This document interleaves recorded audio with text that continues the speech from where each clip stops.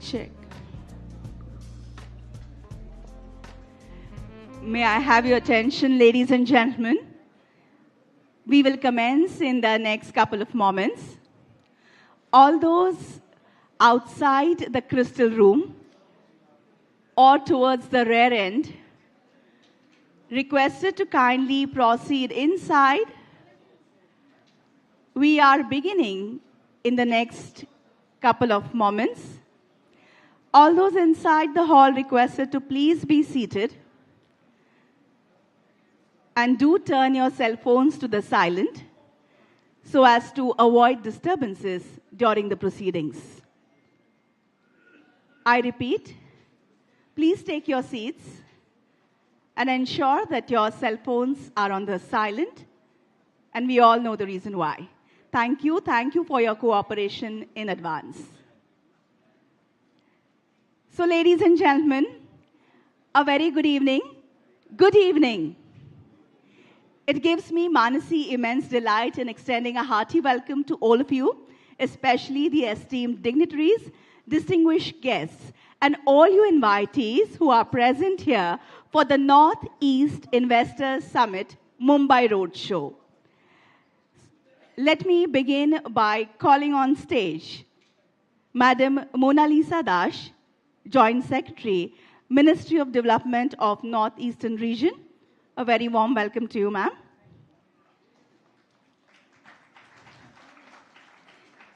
Please take your seat, ma'am. I will invite Dr. Karampal Singh from DPIIT, Ministry of Commerce and Industry, as also representatives of all the 8 states of the Northeast, beginning with Mr. Uttam Kumar Chakma, Secretary Tourism, Government of Tripura. Welcome, sir.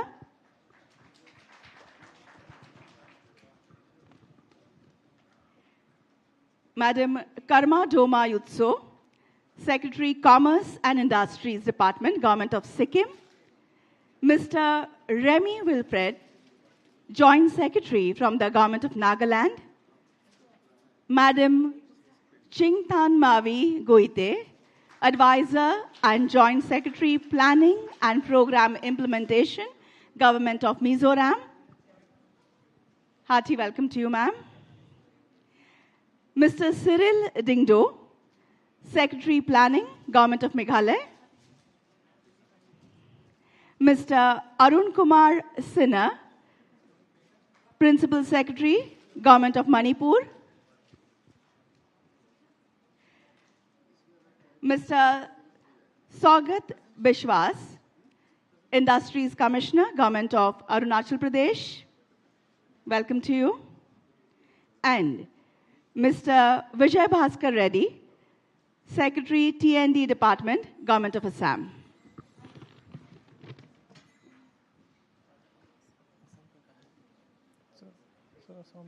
Welcome, everybody.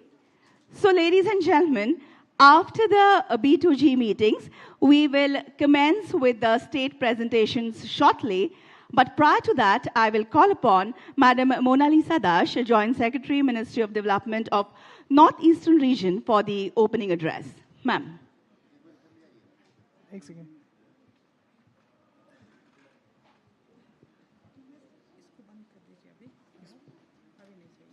Okay you don't want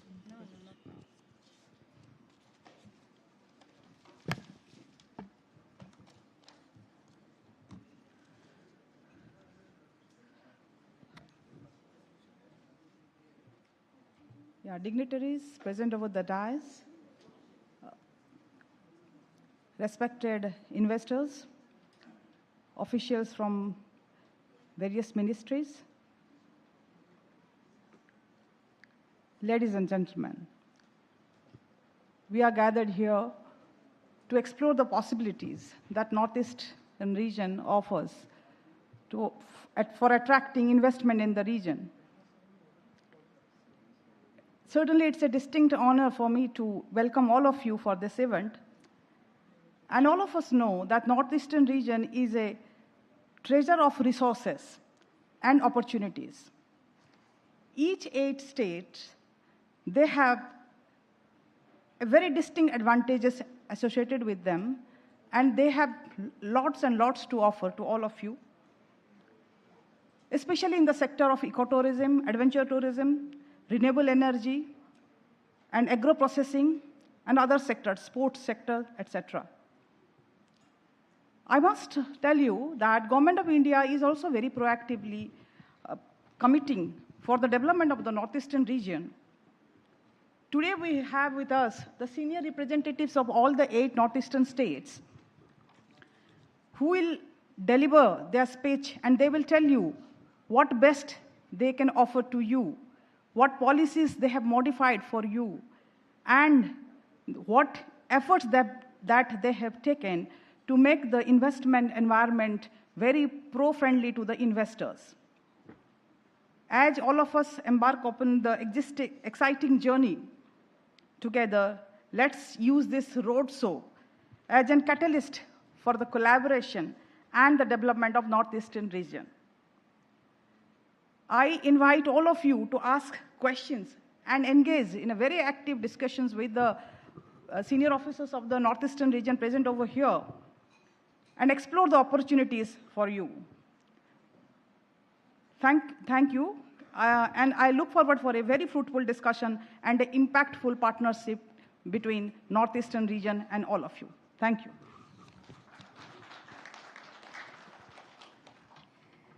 Thank you, ma'am, for the initial remarks. And before moving to the state presentations, we have a presentation on the Unnati scheme by Dr. Karampal Singh from DPIIT, Ministry of Commerce and Industry, Government of India. Dr. Singh.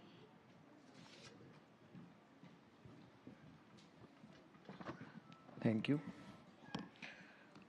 A very good afternoon to all the senior officers of the central government and the state government of the northeastern states and dear investors. It's our pleasure to stand in Mumbai and to showcase what is the potential we have in the northeastern states. As our Prime Minister is looking towards the northeast, earlier it was the look it policy, but now it is the act it policy. So with the objective of that, we have the Unnati scheme, which has been launched by Prime Minister Narendra Modi ji on the 9th March 2024. And I will start with the presentation on Unnati.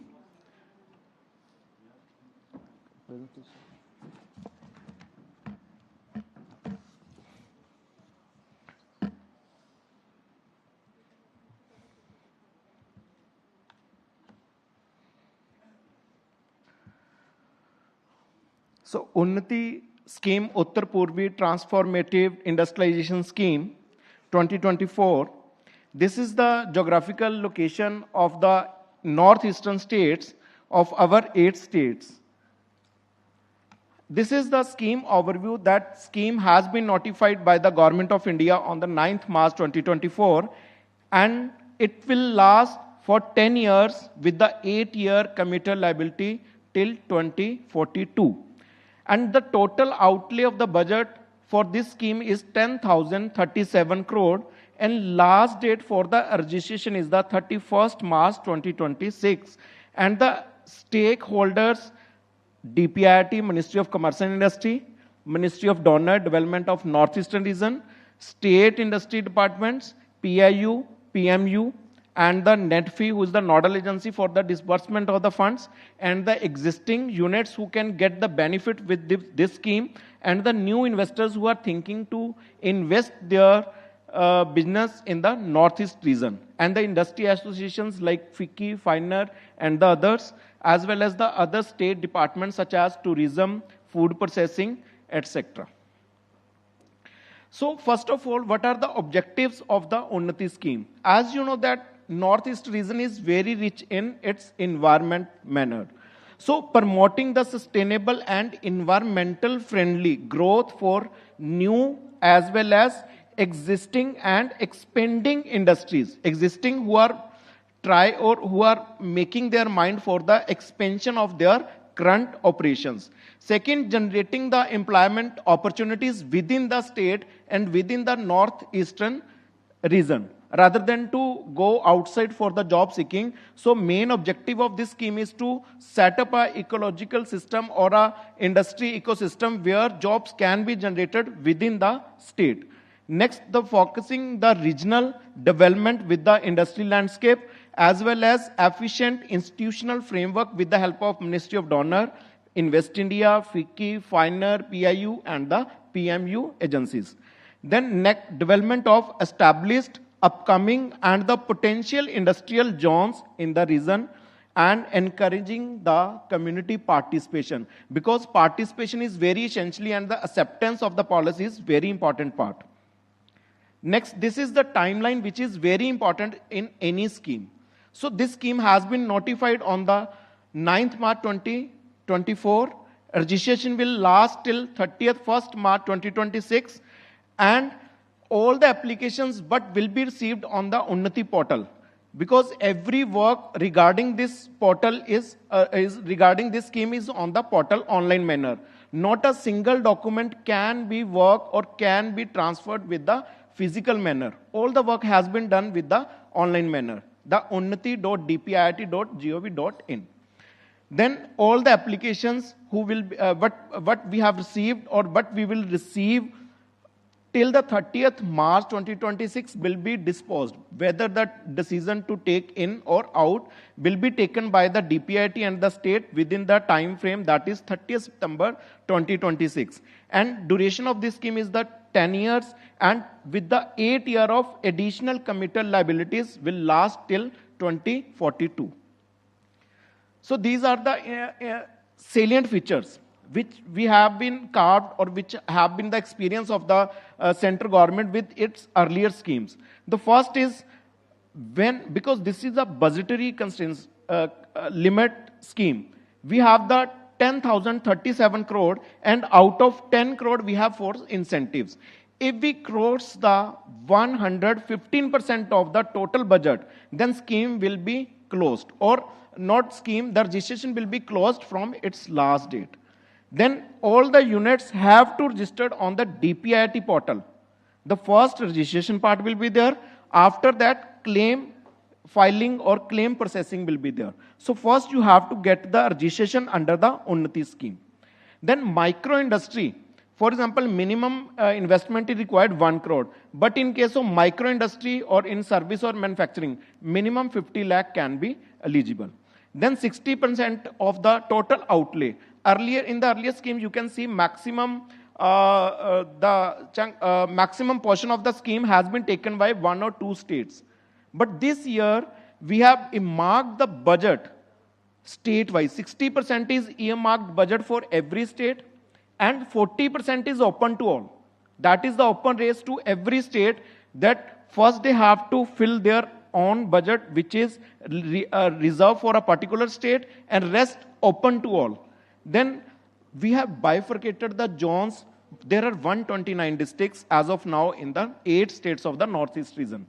And on the basis of SDG report of the Niti Aayog, we have bifurcated into Zone A and Zone B. Zone A is basically industrially advanced district, as well as the Zone B is the industrially backward district. And maximum incentives has been designed for the your Zone B, and maximum northeastern states are in the Zone B. So this is the financial outlay. So this PPT, this slide is very important, because this shows what is the reserve fund or earmarked budget for every state. This is Arunachal Pradesh has the 908 crore, Assam 2,434, Manipur 334, as Tripura has the 386 crore. 6,000 is crore is earmarked for all the states, and rest 40% is open to all, right, on the basis of FIFO. So this is the crux of the scheme, is very important. There are three kind of incentives which will be given to the registered units or the eligible units. The first is your capital investment incentive. Second is capital interest subvention. And third one is the MSLI, manufacturing and service linked incentive. First, in case of Zone A, in capital investment, in Zone A, 30% of your capital investment in plant and machinery in case of manufacturing. But in case of services, including the building cost, will be given by DPIIT as capital investment incentive. In Zone B, 50% of the eligible value of the plant and machinery in case of services, including the building cost and other equipments that are required, the core component for the industry, will be given with the maximum limit is 7.5 crore. On the other side, capital interest subvention, 5% in Zone B for 7 years and 3% for 7 years will be given by the DPIIT if you will get registered or eligible under the Unnati scheme. Third one is very important, manufacturing services linked incentive. We are not reimbursing GST here, but we are taking GST as the performance indicator. In the earlier scheme, we have the different kind of component which are designed for the Northeast region. But this year, in this new scheme, we have taken the GST as the performance indicator. In Zone B, 100% equal to your eligible plant and machinery in case of subsidies, including building cost, will be disbursed by the DPIIT as the MSLI. In 10 years, maximum 10% every year you can take. In case of Zone B, 75% is equal to your plant and machinery will be given back to unit holders. Next, list of documents that are required for the registration. The first is the DPR, very important document. Second, land document, maybe your lease, rent, or the other document required. Second, then appraisal report from the banking or the financial institution from where you are getting the credit for your unit. If you are the self-finance unit, then there is the NEDFI, which is also a financial institution under the Ministry of Donor, is the nodal agency for our Unnati scheme for the disbursement. So you can go to the NEDFI and you can take the appraisal report from them. And then copy of incorporation certificate along with certificate from the CA stating that the owners, directors and the partners of the firm. Then copy of PAN, copy of GST certificate, Udyam registration and the other required document. Maybe in the tourism industry, some kind of the tourism NOCs may be required. For example, the FSI certificate is required. So that other document will be required according to the different kind of unit that are getting registered under the Unnati scheme. So this is the timeline. Timeline is very important because time is very precious in these days. So we have put a new feature in our scheme. Earlier scheme, maybe you are getting your incentives in delay manner. But this time, first time we have incorporated the timeline in the schemes. The first, when applicant has applied on the Unnati portal, then within the 90 days, it will go through the DIC, director level, directorate office and SLC, and they have to take the decision on the application within the 90 days. If beyond the 90 days, then it will come to the preview of DPIIT and DPIIT can take the decision on the same. So this is the final certificate that you will get after the registration. So all the information you can get on our unnati.dpiit.gov.in, and every question we are always here. Our team is here. All the questions are welcome. Thank you so much. Thank you, Minister. Thank you, Dr. Singh, for putting the Uttar Purva Transformative Industrialization Scheme in a nutshell for all present. Ladies and gentlemen, time now for state presentations. And before we begin the presentations, I will request all the speakers to please adhere to the time allotted in interest of time, that is 10 minutes each. So the very first presentation, I will invite Ms. Vishwashri Boga, Director, Industries and Commerce, Government of Tripura.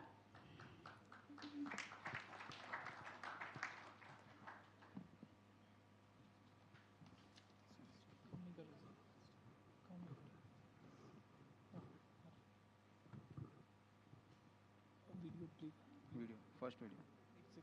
Second one. Yeah, first.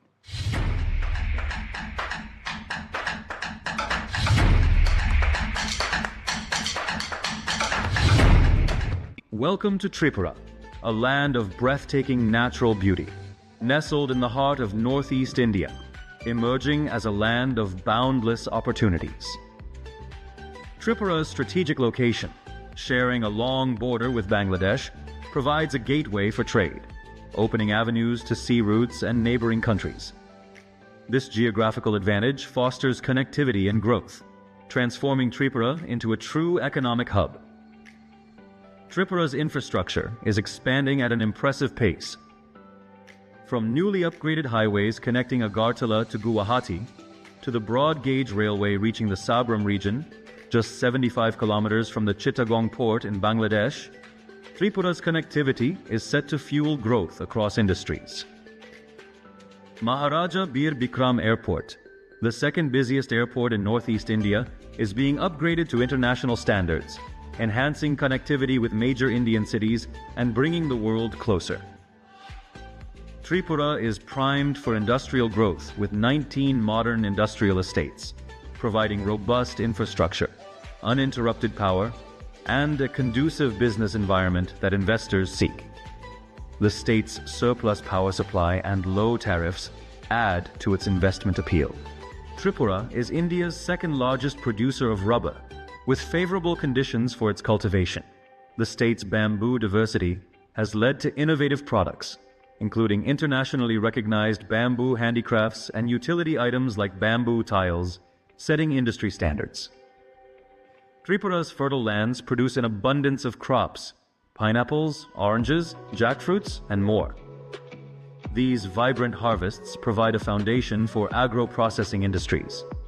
Additionally, Tripura's tea is known for its unique quality, with ample potential for industry expansion.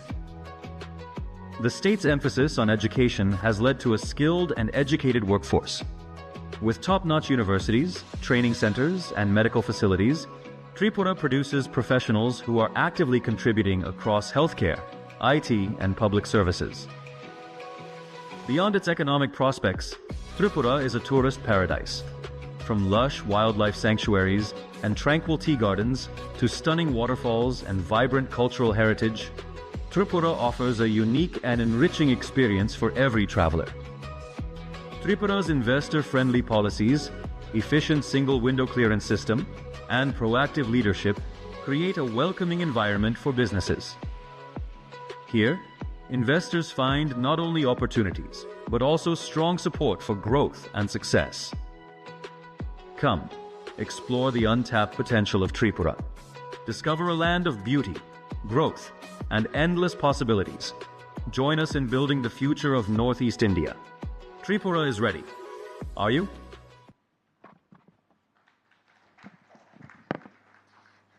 Good evening, all of you. I thank Ministry of Donor for this opportunity and for organizing such a beautiful roadshows where we can interact with all the prospective investors. So, welcome to Tripura. Yeah, so why invest in Tripura?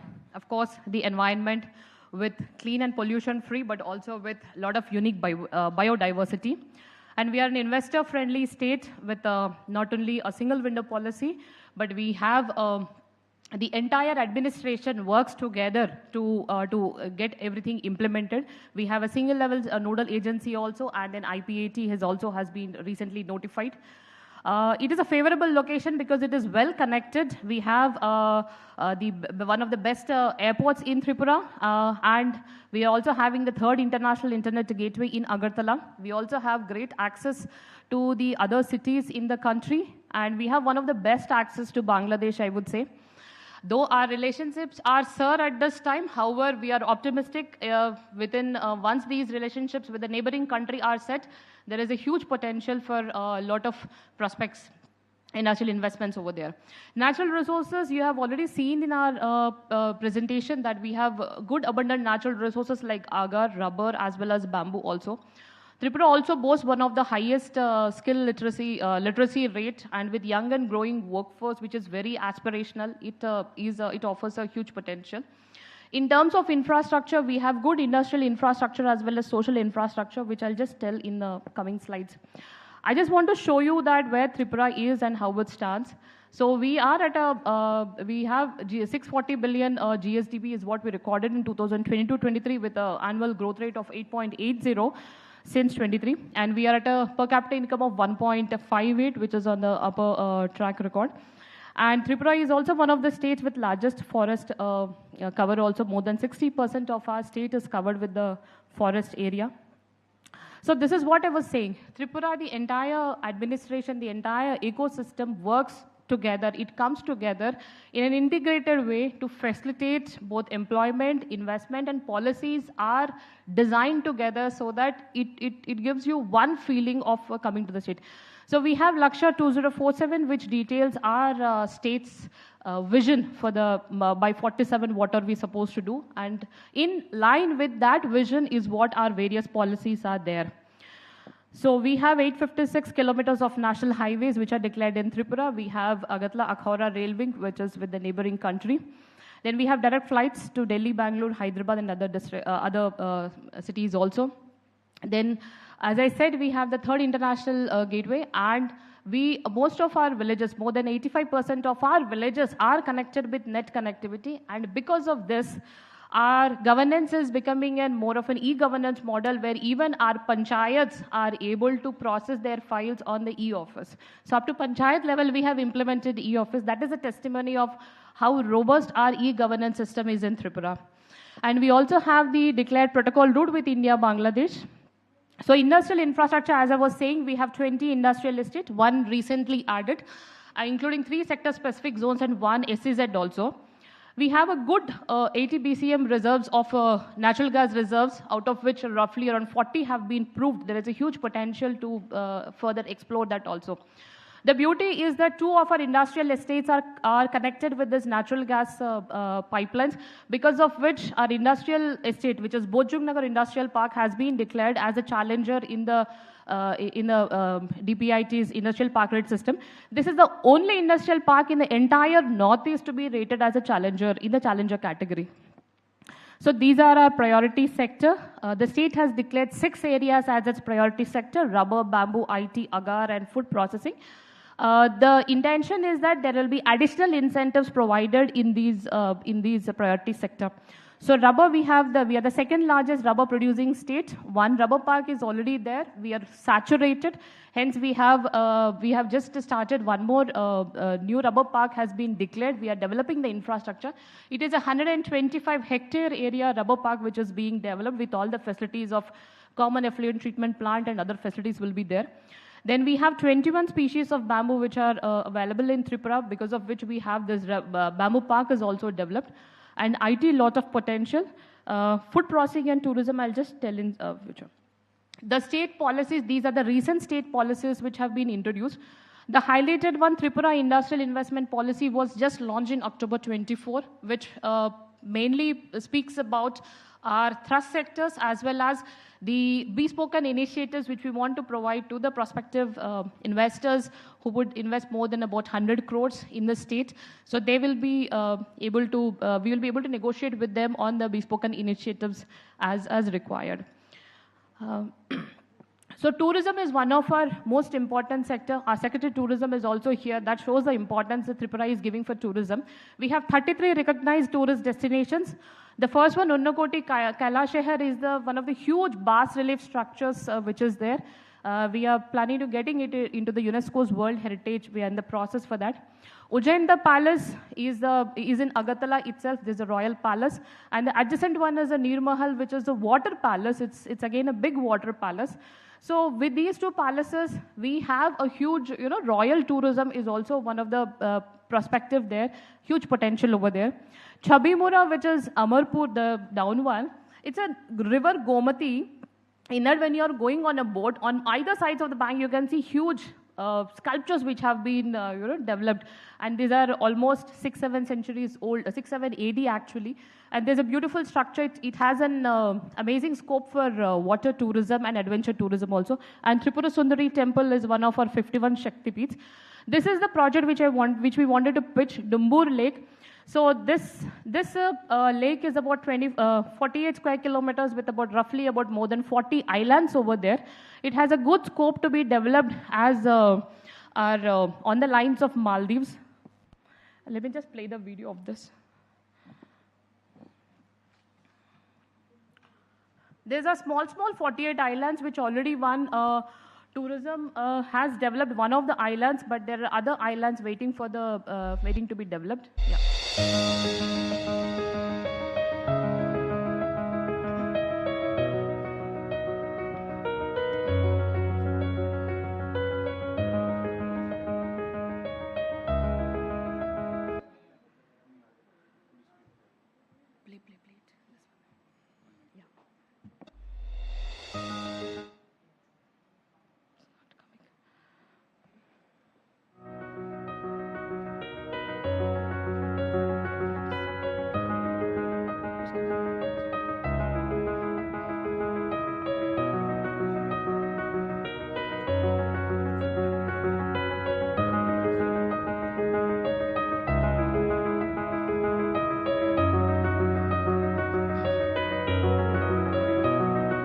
So this is the island which has been developed by the tourism with lot of log huts.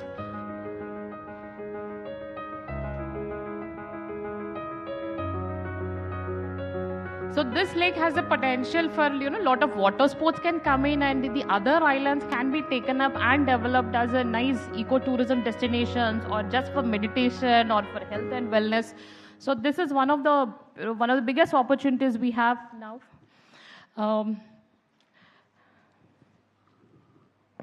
Yeah, with respect to IT, these are the different policies. I'll just tell you the investable projects which we are looking at it.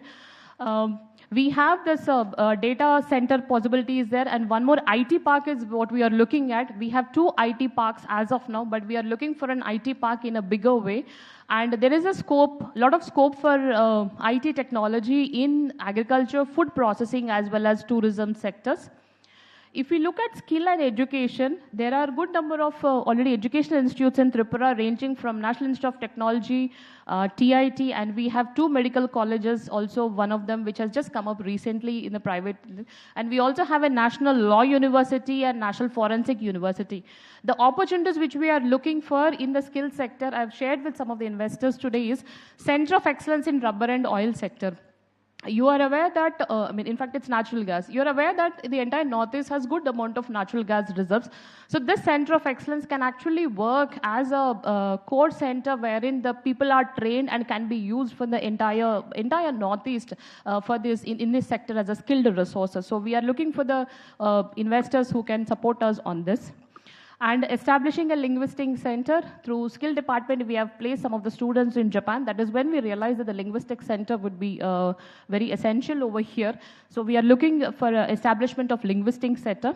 And of course, a skill university with rapidly developing infrastructure in the Northeast, and Northeast being aimed as a regional hub for entire development. So I think this presents a very good opportunity. In the health sector, if you look at it, we have a lot of medical tourism also. At present, the doctor-patient ratio is 1:3,500 roughly, which we are looking for 1:1,000. And there are 2 private medical colleges. We have 10 pharmacy colleges. More importantly, we have every day 500 to 700 patients coming from Bangladesh for medical facilities. And they also use Agartala airport to go to, say, Kolkata or, say, Hyderabad or even Vellore also. So that's a huge potential which is available. These are the current medical colleges which we have in Tripura, both in the government as well as private sector. I would just discuss this multi-specialty hospital which we are looking at. This is in heart of Agartala, which is a capital city. It's an area of 5 acres is what we are proposing. It is just 11.5 kilometers from the airport, and from our own secretariat office is just 5 kilometers. So 5.59 acres with the scope of even further development also. This is it's a good scope for super specialty hospital. We are looking for 2B plus basement as well as G+7 is what we are looking for. The details are worked out. We can, if anybody is interested, I would like to discuss it after the event also. Then food processing sector, we have Queen Pineapple, which is our state fruit, and a lot of jackfruit. In these sectors, the processing of is one opportunity. Apart from that, floriculture. Because of the climate what we have, there's a huge scope for floriculture in terms of greenhouse. By using the greenhouses, we are open if anybody is interested. Along with that, cold chain logistics, especially for the movement of these fruits and processed fruits to be transported to the other parts of the country as well as the world. Agar. Our capital city, Agartala, derives its name from agar. We have 83% of total agar trees in India, which is about 5 million. We've also come up with the first agar wood policy also. Now, there is a huge demand-supply gap in agar wood sector, and that is the scope, and that is a potential where you all can come in. And the potential is both in domestic market as well as in the international market. The investable projects, what we are looking in agar sector is, we have more than 5 million trees, agar, which I said, which are mature trees, but they're all in the private, in the individual's land. So you can actually look at buying those mature trees, inoculate them, and also help us in improving the distillation process so that the quality of agar oil which is produced, it can be improved. So in the entire value chain analysis, we have a lot of opportunities, right from buying the mature trees to setting up of the distillation plants. Bamboo sector, Tripura's bamboo, I would just give one testament of it, that in the video what you saw, the bamboo planks which are being produced, that they are adorning the walls of our new parliament over there. So I think I would not say beyond more than that for our bamboo sector. The potential what we are looking, or the projects what we are looking, is to develop one more integrated bamboo park with products coming up to biomass, briquettes, pellets, and charcoal. Till now, we have been focusing more on the incense sticks and the other products and the bamboo planks. But we are also looking at the biomass briquettes so that the value chain of the bamboo is completed. Lastly, the rubber sector. It is also again a thrust sector. So in the rubber sector, we are looking for collaboration for modern smokehouses, processing centers, rubber wood furniture, as well as latex-based industries is what we are looking for. I thank all of you for your time, and I cordially invite you by taking the use of this platform to invite you to Destination Tripura Investor Summit in Agartala on 7th and 8th of February. All of you are welcome.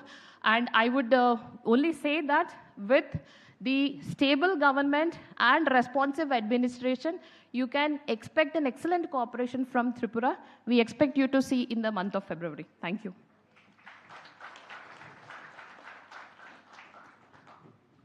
Thank you, ma'am, for extending an invitation to transform Tripura. And now the next presentation is by Madam Karma Doma Yutso, Secretary, Commerce and Industries Department, Government of Sikkim. Ma'am.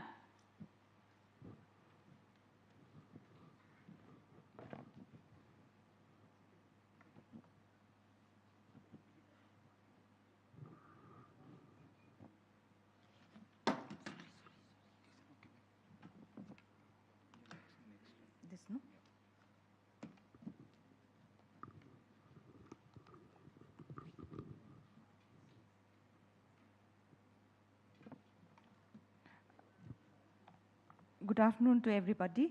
I'll just show you my presentation, which is quite brief. And after the presentation, we'll have a promotional video as well. So the first is just a map of Sikkim. You can see we are a very small state, just 7096 in square kilometers. But our size is our strength, I always say. So this is the overview. We share 3 international borders with Nepal, Bhutan, and China, and we have a small population of over just 6 lakhs, and the literacy rate, you can say, is quite high. And the GSDP is one of the highest in the country, with 6 districts, and we are home to one of the highest peaks of Mount Kanchenjunga and the rivers of Tista and Rangit. And we are a very rich biodiversity. We have been declared as one of the biodiversity hotspots.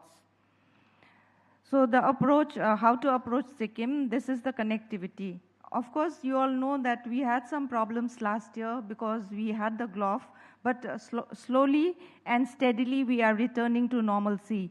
So we have the National Highway NH10, and the districts are connected by district highways. And one important thing is we have highest road density in the country. Our nearest airport is Pakyong Airport, and the other one is in West Bengal, Bagdogra, and the railroad is NJP. But the important thing is Sikkim is being connected by railway by next year, December.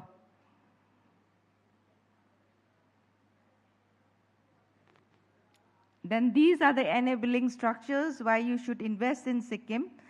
One is education. If you see, we have 2 central universities. For a small state like Sikkim, we have many universities and institutions. Like we have 15 private universities and 8 technical institutions. For social infrastructure, we have one of the biggest hospitals, which is under the government. It is actually 1,000 plus bedded multi-speciality hospital. We also have the Manipal Institute, and as for tourism, the guest occupancy in hotels is very high. And in the industrial infrastructure, we have government and private land bank system, which is available for investment. With the existing industrial parks, we have 2, and we are proposing for another 2 industrial parks. Now, these are the policies that are in place, and this would be your regulatory support. So we have the Sikkim Investment Facilitation Board constituted in 2022, Sikkim Single Window System, which will be quite easy for you to get through your papers, and we have the newly notified SIIP, that is Sikkim Industrial and Investment Promotion Policy. So this will facilitate in ease of doing business. And the second is the sectoral policies like Sikkim Ecotourism Policy. Like you all know, tourism is a priority sector, and we emphasize on ecotourism. So we have the tourism promotion policy, the IT policy, and MSME policy, the startup, which is in the final draft stage, the white paper on creative economy, and we also have the Sikkim film policy because we want to promote Sikkim as a film destination. In addition to this, I also want to inform you that we are in the final stage of notifying the Sikkim logistics policy.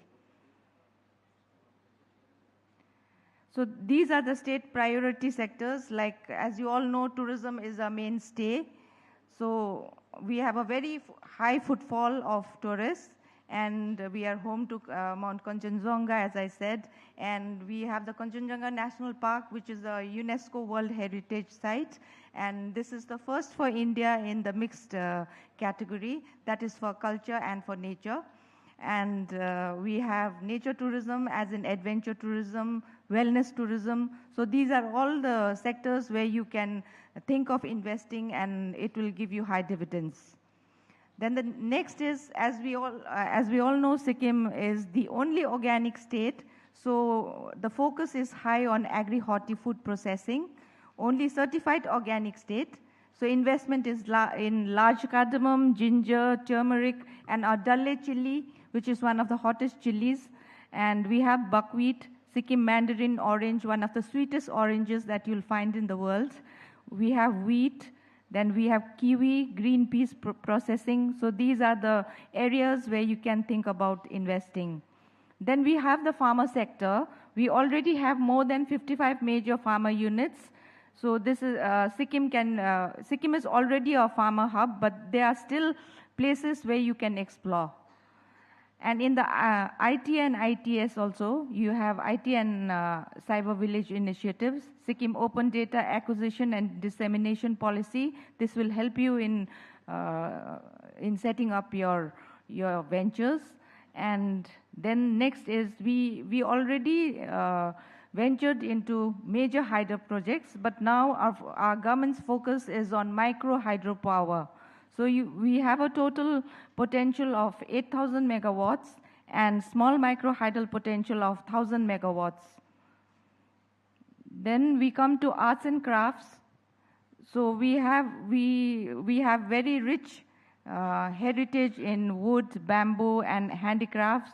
Sikkim carpets are known world over, like Thangka painting, which you know it is wall hanging, which is hand painted, intricately designed, and it is loved by people from all over the world. Then we have the wood carvings. So if you've seen, we have our typical tables, which are known as choksies, which are fully handcrafted, and some are hand painted. So these are our traditional crafts.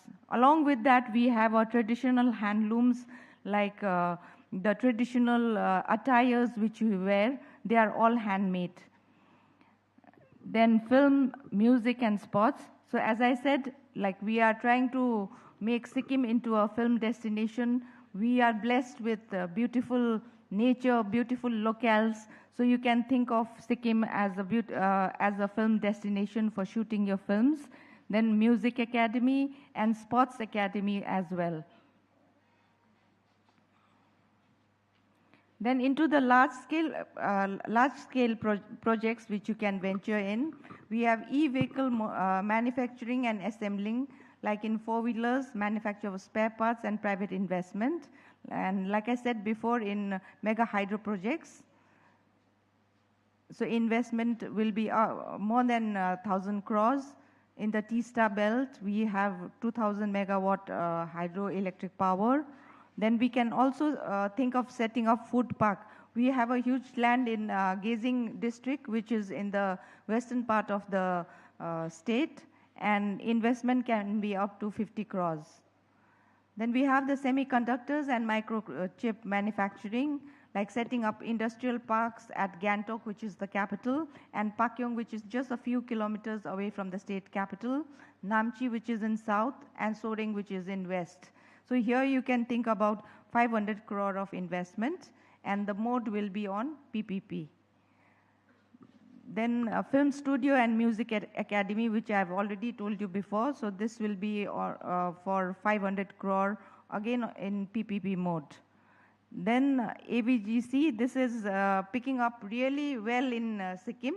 So here we also are thinking of or investment on private investment or on PPP mode.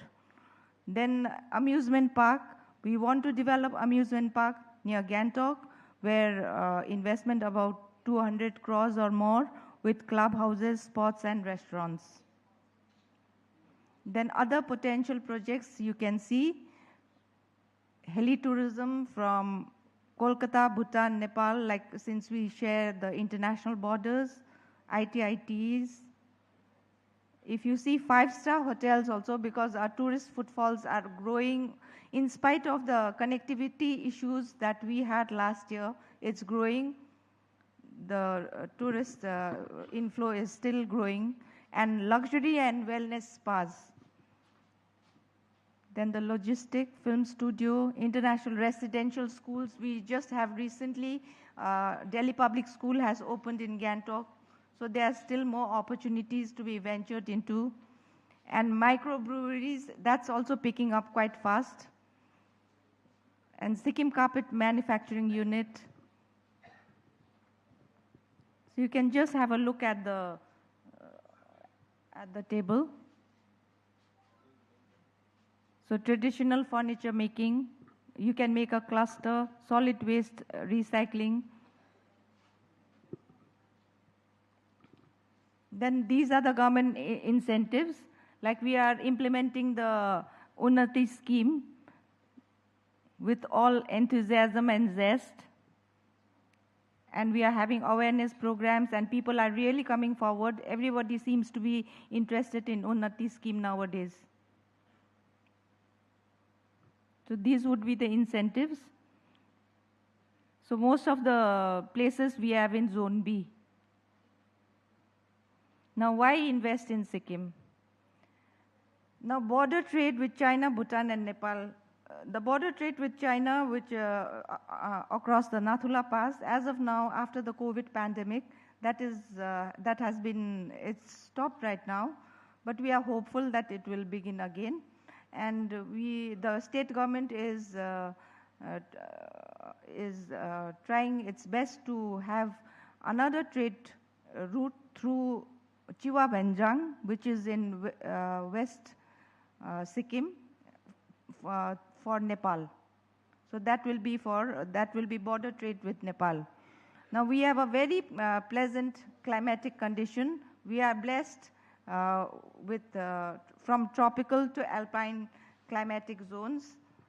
That's why we are a biodiversity hotspot. So environmentally responsible, we are known as the green state of India.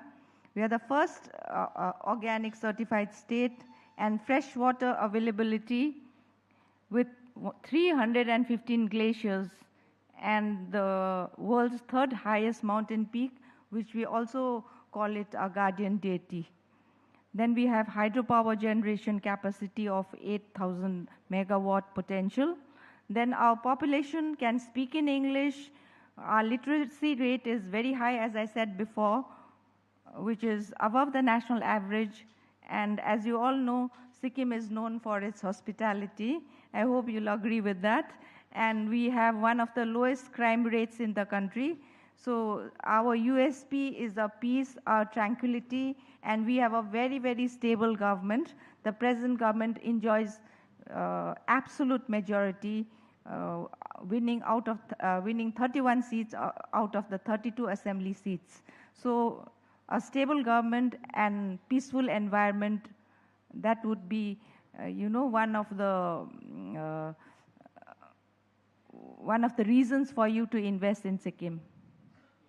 So further details, please, you can contact Director, Commerce and Industries, or you can also contact me. Thank you. We'll have a promotional video after this. Can I request you, can we play the video in between the two sessions? Is that, ma'am? Can we do that? Okay. Because we have really overshot the time, and sorry I had to do that. But then the next presentation is by Mr. Rennie Wilfred, Joint Secretary, Government of Nagaland.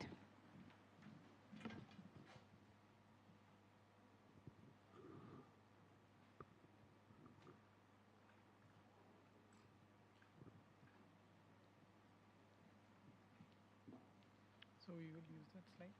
This is not ours, it's Arunachal, Nagaland. You put the video on. I don't need the slide. I'll play it later. You just open the video.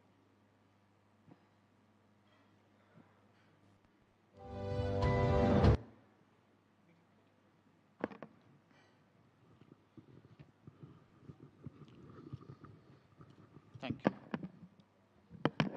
Good evening to all delegates on the dais and off the dais. Good evening, Sir Secretary Donna. Investment promotion is something that Nagaland has been struggling to grasp, and for the last few years we have been trying our best to lay the foundations in form of policy changes, necessary corrective measures which provides inflow of investors. Before I start my pitch presentation to the investors, I would like to make few requests to the donor. Sir, when we are having investors, there are difficulties with respect to FDI and other entities, specifically with respect to RBI clearances and clearances with respect to SEZs. So, sir, one request would be if there could be a special empowered group of secretaries like in case of aspirational district, where such clearance can be fast-tracked for northeastern states. Secondly, sir, for exposures like that of what is happening in World Economic Forum and networking possibilities, currently northeastern states are not part of it. If there could be possibilities for us to visit those as part of state delegation or as part of the nation's delegations, at least one state per northeast, that would be the second request. Third is that when it comes to export of our producers, AI CLS is not implemented in northeastern states except for Assam. That would be the third request to the ministry to take it up if on a priority. These specifically are with respect to our foundations. With respect to the pitch presentation, Nagaland, for the purpose of promoting our economy, is in need of investors in the area of cold chains, food processing, export of agri-handloom, agri-produce and handloom, floriculture logistics, bamboo, experiential tourism, consultancy services who are well versed with venture capital, AIF, and acceleration ecosystem, investors in the area of drone and aerospace, medicinal and aromatic plants, solar energy. And Nagaland is currently investing in specific areas of interventions, wherein the state is coming with a smart city called Nagaki, where we are zoning the areas into education city, health city, techno city, and green energy subsection. There is a new airport being proposed in the name of Chiatu. There is a state trans-state highway called Foothill Road being implemented. So for all those investors and consultants present here, in any of these areas, if you are interested in partnering with state government, we warmly welcome you. We would be able to provide necessary support in form of policy corrections, assistance in form of identification of land, partnerships, or clearances wherever it is needed. We would be able to provide dedicated teams assigned to you to follow up through the whole process of implementation.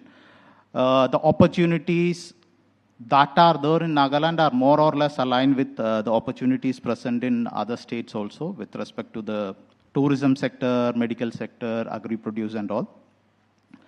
So we warmly welcome each and every one of you who would like to explore your opportunities in Nagaland and find your areas getting fruitful through negotiations. I would like to introduce one person, Mr. Nengshi Vati. Nengshi, if you can please stand up. He will be the investment officer for Government of Nagaland. And if you want to connect, he will be available. I will be also available to connect. With this, I will proceed to the small video which has been prepared. Nagaland is a young, dynamic, and culturally vibrant state that shines in the spotlight. Whether in tourism, fashion, or music. But that's not all. Nagaland is an emerging destination, brimming with opportunities evolving from a cultural hotspot into a hub of creativity, innovation, and enterprise. Nagaland has witnessed a steady economic growth rate over the years.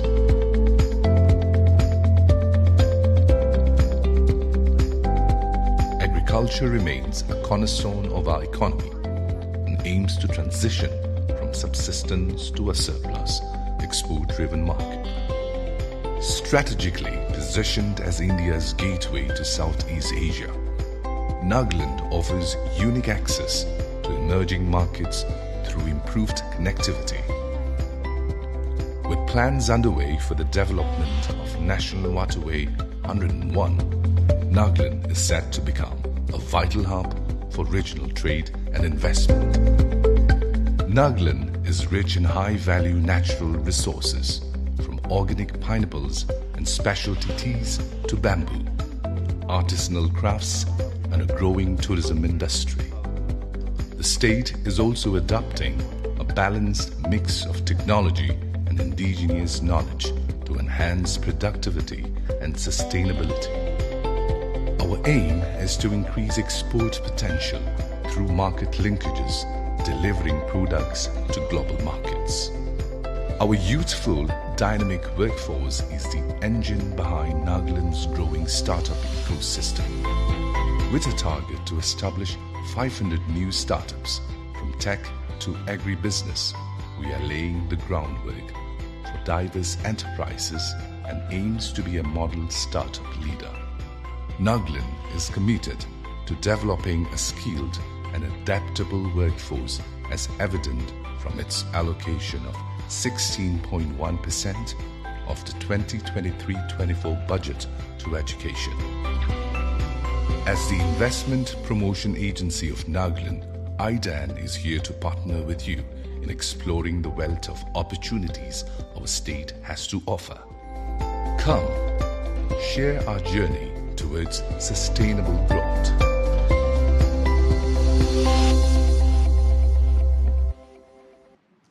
Thanks to Ministry of Donor, DPIIT, and all others, Vicky and all others helped us to come over here and present ourselves. And we warmly invite both investors and consultants to come forward and partner with us and explore the opportunities. Thank you. Thank you very much, sir. Next presentation is by Madam Chingthan Mavi Goite, Advisor and Joint Secretary Planning and Program Implementation, Government of Mizoram. All right. I have just received information that the Honorable Minister is already on his way, requesting all the rest of the speakers to please wrap up within 5 to 6 minutes. Okay. Thank you. Thank you.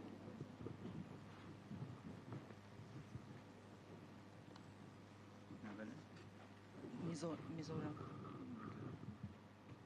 PPT.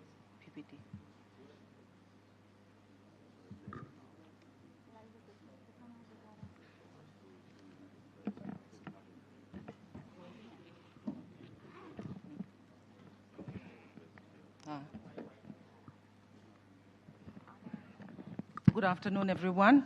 Respected officials from Ministry of Donor, my fellow colleagues from the Northeast states, and everybody who is present here. I will go through the presentation as fast as I can. It is my privilege to stand before you today. As a background glimpse, we can see that Mizoram has rich forest resources, forest cover is 84.53%, 57% of its total geographical area is covered by bamboo. And we have, my colleagues from other states, our literacy rate is high, 91.33%, ensuring a skilled and educated, computer literate workforce. During this roadshow, we would like to shift our focus from going through various sectors to a very few selected sectors. For renewable, first I would like to go through the renewable energy. Our total potential renewable energy is 11,392.9 megawatt, whereas the installed capacity is only 135.78. So I would like to say that there is huge potential in exploring this sector if there is anybody interested, and the state government is open to investment in this sector. And next, like we always pitch, the government is actively supporting tourism. We are interested in promoting tourism. We are doing our best. And we have ready infrastructures where we are offering partnerships with anybody who is interested to maintain and operate the already constructed Tenzolf Golf Course and resorts. I would also like to mention that the state government had set up a State Institute of Hotel Management just 12 kilometers from Aizawl, and this infrastructure is ready. If there is anybody who is interested in using this, in collaborating with the state government to run a certificate, a diploma, a degree course in tourism and hospitality management, etc., the state government is very open. And next, I would like to present on the opportunities in the entertainment industry. The Mizo film industry is young but growing fast. In just 4 years, startups like Lersia Play, Rune Moy, and Zonet Empire have helped it grow from nothing to earning over rupees 20 crore with films made on small budgets of even less than rupees 20 lakhs. So even with limited resources, local talent has produced great films, and some have even made it to Bollywood. We invite filmmakers, producers, and other entities in the entertainment business to come and explore this potential. Next, it is why Mizoram for filmmaking. I would like to say that Mizo films, it appeals to the Mizos, not only to the Mizos, due to its cultural affinities and general appeal in the neighboring countries like Myanmar, Thailand, and Malaysia. In fact, about 30% of viewers for Mizo films come from these neighboring countries. So with targeted investment in studios, equipment, and training, Mizoram can become a hub for films that reach not just India, but also the Southeast Asian nations. It's a big opportunity waiting to be explored. We have the chance to create a Northeast wave. We believe that we have a chance to create a Northeast wave in film and entertainment, similar to the global success of the Korean wave. Infrastructure development would include what we have identified is, for example, visual effects studio, modern theaters, film schools, and advanced production facilities. So with proper with targeted budget and collaborations, Mizoram's creative industry can unlock significant revenue potentials. Now,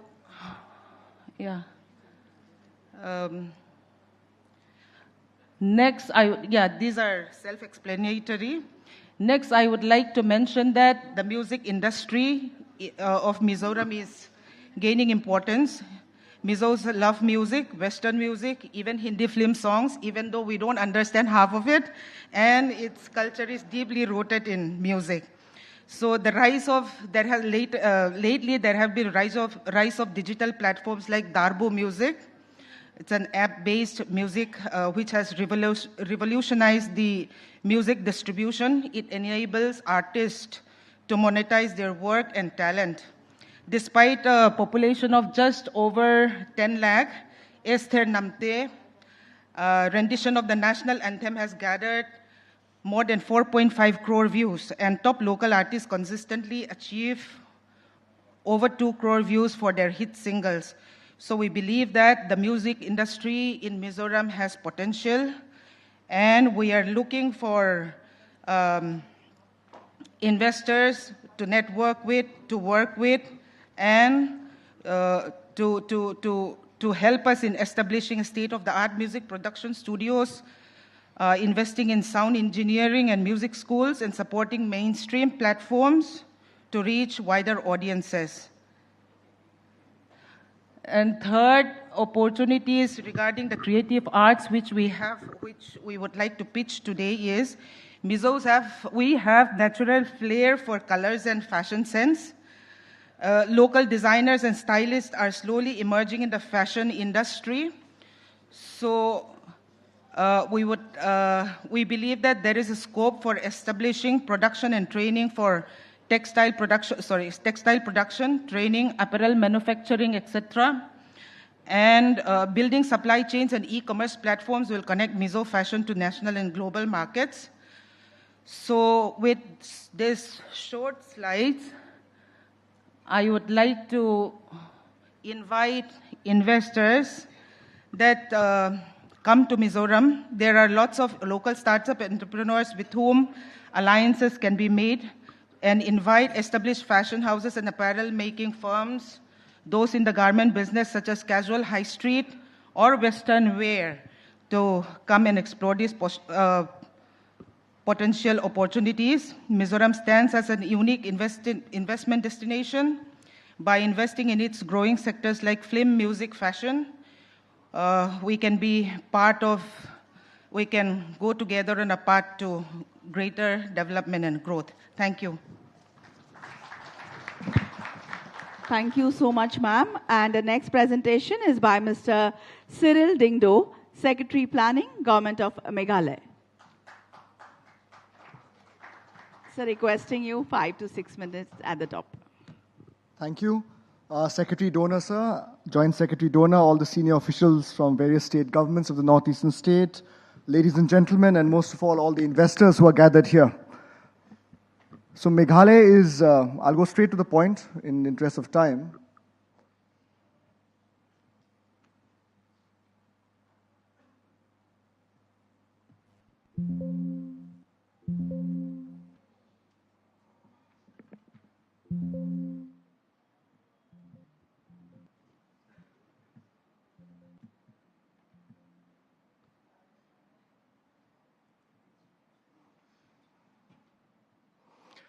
We are a state with 3.8 million population and an economy of about $5.9 billion, a high literacy rate. India is a very young country. In fact, Meghalaya has even a younger population. About 55% of Meghalaya's population is in the working age group, so that's a huge potential for skilled manpower. And we are an education hub. We have an IIM, an NIFT, an NIT, etc. And we have been the education hub for the Northeast for some time now.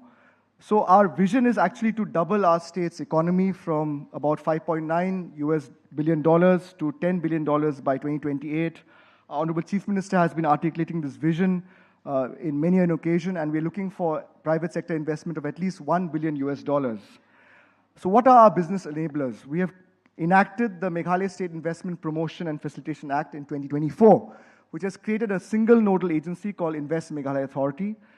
We have created many investor-friendly policies. I'll speak about them a little later. We have a centralized inspection system to ensure that single-window approvals are given on time. We are creating many land banks, and we have a unified investment portal and a dedicated team in IMA to facilitate investors.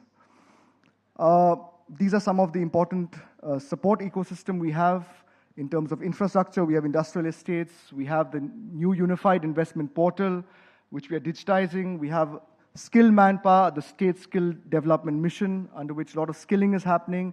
In the startup ecosystem, we were recognized by DPIIT, getting recognition among the top states in the Himalayan region. And we have the new industrial policy, which I'll highlight. In terms of our industrial estates, we have about 10 of them. As of now, we are creating more.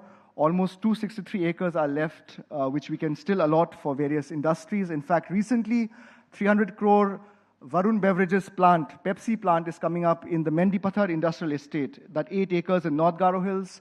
We have industrial estates along the border with Assam, which gives us important connectivity from the Guwahati airport.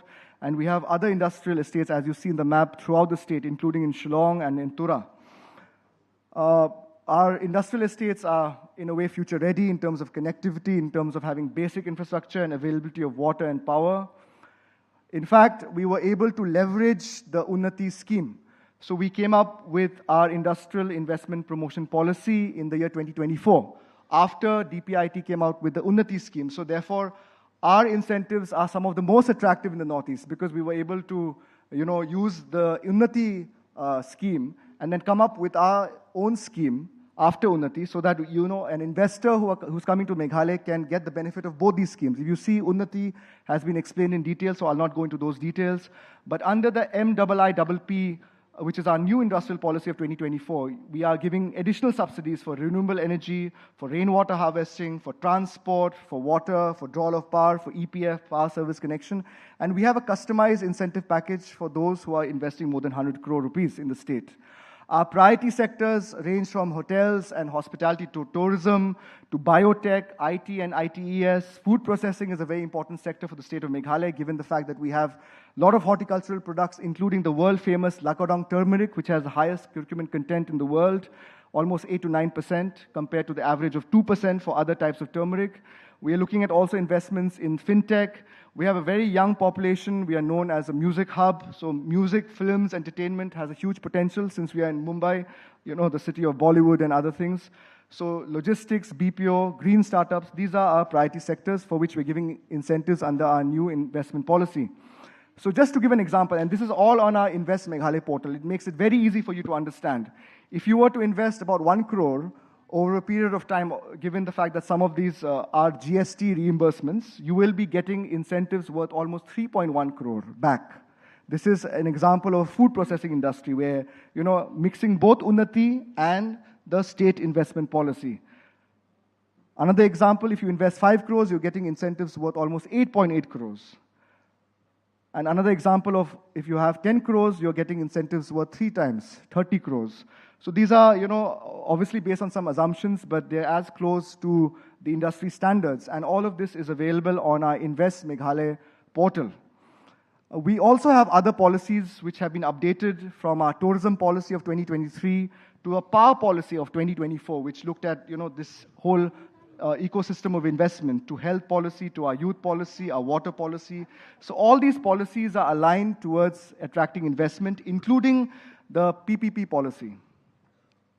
This is our unified investment portal where we have gathered a lot of interest from investors, where there's an intent to invest form, which I'll request investors here who are interested to also, give your intent to invest. It has an information wizard. It has, details to the extent of which are the land parcels that are available for investment, so that it becomes very easy for investors to, take quick decisions, which I'll be highlighting soon. So in the IT and IT sector, that is the picture of the IT park in Shillong, where we have even global AI companies who have hired skilled manpower. 90% of the people who are in this IT park are locals who are employed by these companies. We are coming up with IT Park Phase 2, which will be over by Feb 2026, where we invite investors to come and use the plug-and-play model, and a Tura Technology Park also in the near future. Tourism is a huge potential, as you all know.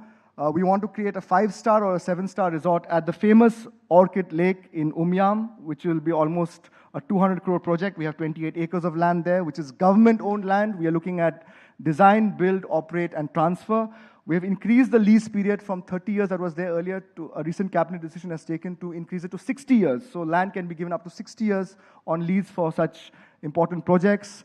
In Saura, Cherrapunji, one of the rainiest spots in the world, we have 50 acres where we want to have a 7-star hospitality complex. Again, government land on the same model.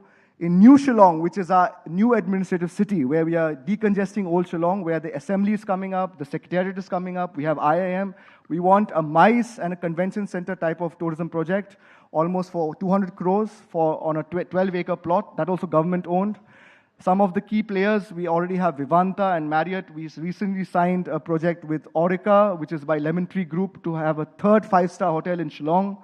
So tourism has a huge potential. Food processing industry, as you know, we have a niche. We are exporting our oranges to, this is the Lulu Mall in Dubai. Our pineapples are very world famous.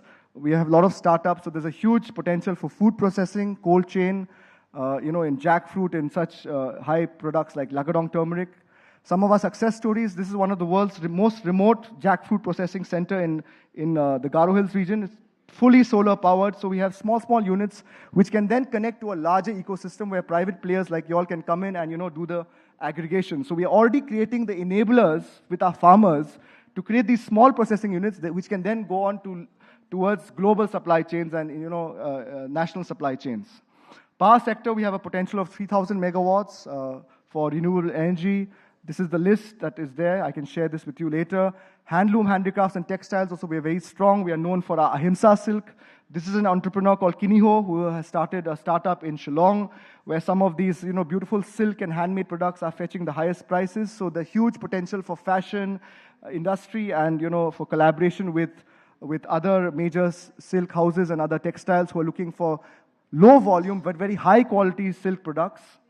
We're also looking at investments in the education and skill sector.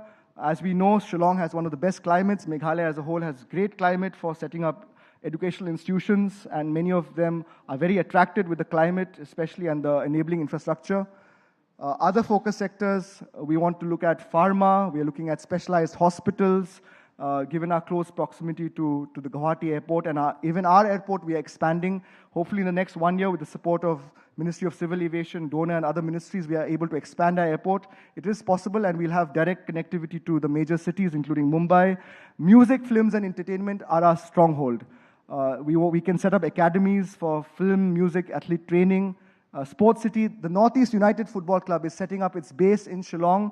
We are constructing the largest football stadium in the country, 40,000 capacity in the near future. This is the visit of Honorable Vice President. These are some of the road shows that we had. The MOU signing recently in Delhi, where we signed MOUs worth almost 4,500 crores. This was done by the state government in Meghalaya House in Delhi. Our CM was present, and a lot of people have shown interest. And I'll just conclude with this slide where, Meghalaya, Shillong is emerging as the music capital of India. Every big international artist who plays in India plays definitely in Shillong. These are the artists who have played, and Ed Sheeran will be performing in the month of February. So I invite all of you to come and experience the music of Shillong and to also look at investable opportunities. With these words, I thank all of you for your patient listening. Thank you very much. Thank you for that. And now I will call upon Mr. Benjamin Chaudhary, consultant to the government of Manipur, for the next presentation. 5 minutes is all that we can give you because the Honorable Minister is headed to the venue.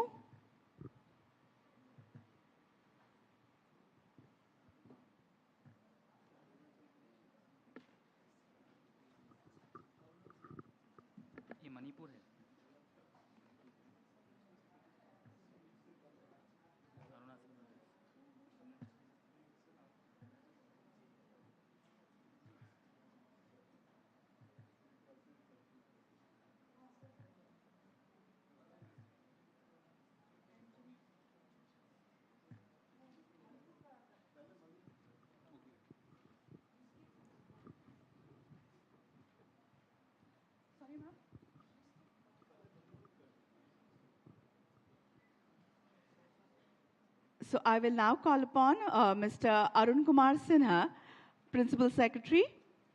Sir, please.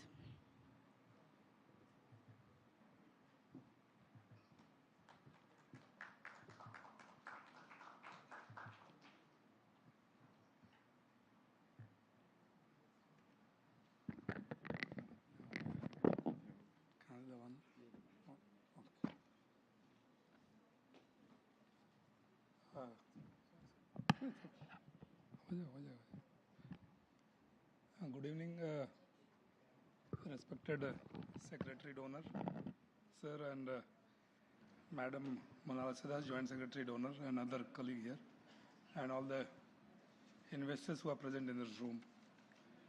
I welcome you all, sir.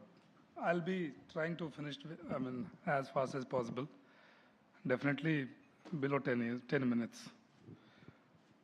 When it comes to our state, it's a very young state and literacy rate is very high. We have very high English-speaking youth. Again, it's a very small state. We have an area of only 22,000 square kilometers. But our weather is very pleasant when it compared to Delhi, where AQI, I don't know how many, but ours is below 50. So anybody who wants to leave Delhi and come, you can have a really nice time at Imphal. Connectivity-wise, we are well connected by air. We have 4 flights daily from Delhi, and of course through Guwahati and Kolkata you can reach anywhere in the country. Very soon we'll be having a rail line, and Asian highways crossing Manipur. So we are gateway to Southeast Asia. You can, by road, you can go to Thailand, Singapore, other places. Most of the policies are in place. I'll not be going into very detail of these. So most of the, the policy which is required for investment, they are in place. We have also set up now our investment promotion agency, which will be operational very soon. Other than Unnati, we also provide some of the incentive from from the state government. Like, for example, I can say, in terms of insurance premium, you get 100% on capital investment for 10 years.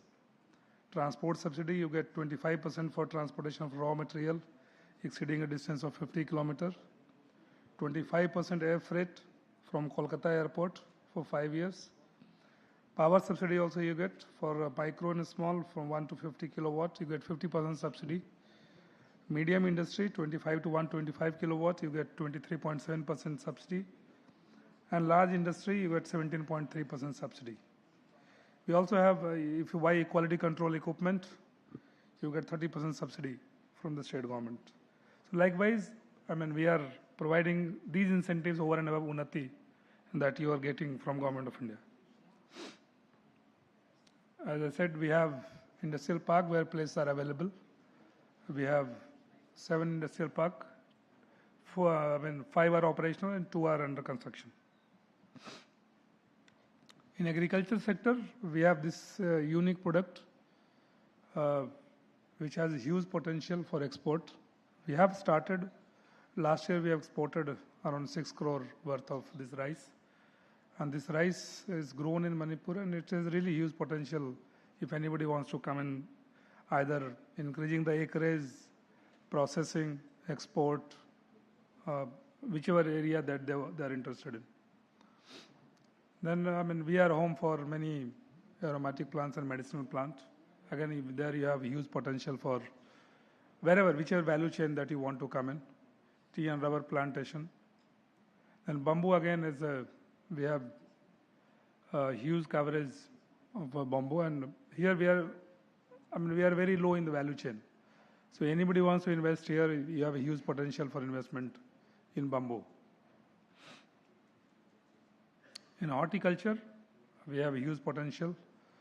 You can see area-wise, still we are, half of it is not covered.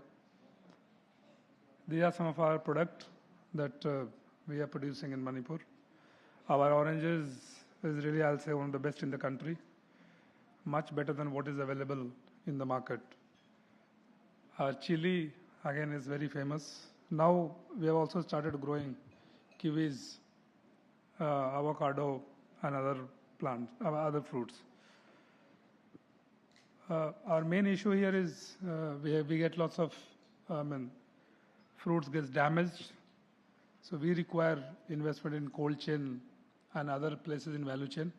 So anybody is interested, we have huge potential here. As I said, you can come in cold chain, vacuum freezer, or you can also come for contract farming.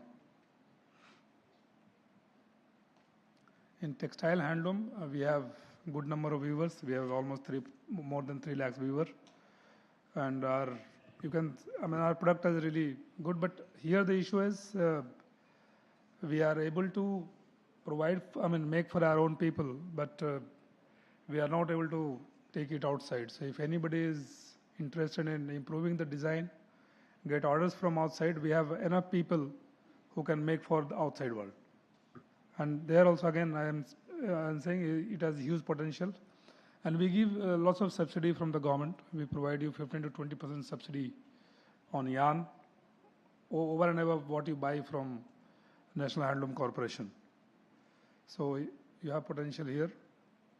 And as I said, this corner craft, then pottery, and then in handloom. In handloom textile, you can really come in a big way for supplying it outside. Tourism, as I said, we have very good, culturally we are very rich. Our cuisine is very good. Anybody who wants to eat any non-vegetarian food, Manipur is really a great place to be in. And as I said, our climate is very good. So there are some of the services, even in the interior we are providing helicopter services, which is very subsidized to different district headquarters in the hills. These are some of the projects where we require we are looking for investment. A 5-star hotel in Imphal city, land is available. Then homestay, if somebody is interested in developing homestay. A ropeway from the Okhrul town to Siroi Hills. Siro Hills, I mean, this is a place where a particular kind of lily grows. That's the only place where it grows. So a lot of people go and visit this place. So we have we require a ropeway there if somebody is interested. Then again, a ropeway from Sendra to Karang Island. Then we are also looking for a 3-star hotel at Sendra Hillock. Then we are looking for a multi-purpose tourism complex at Imphal. Again, as I said, there is hardly any recreation facility available here. So as far as people visiting is concerned, there is no issue. So if anybody is interested, we can have this kind of multi-purpose tourism complex can be developed. Then, of course, as I said, helicopter services if somebody is interested. Then this is a water adventure park can be developed here. This is a place where you can weave story here because there is one village which is submerged in this, and it's really we can showcase this unique history of this place by putting a water adventure park. Then skill development, we require investment. We have a very young population. We have 7 lakh job seekers. And these are the area which is already we are doing. Tourism hospitality, you can find our young people anywhere. Now you have a huge requirement in caregiving outside India. Again, we have started doing that, and recently we have sent 14 people to Japan. So if anybody is interested in doing skill development in these areas and providing jobs, you have a huge potential here. Then we have an IT park where we have lots of investable projects. We have a place for hotels, hospitals, and also for residential complex. So if anybody is interested in coming up and developing these spaces, there is a huge potential here, and it is a IT SEZ where we will be providing spaces to different IT companies. So this is one place where we have huge potential. If anybody is interested, they can come in either PPP mode or otherwise. We are open to all. So thank you. And I once again request you to come to Manipur. Thank you so very much, Mr. Sinha, for the presentation on Manipur. And now we move to the penultimate presentation, and this will be by the government of Arunachal Pradesh, and we have Mr. Benjamin Chaudhary.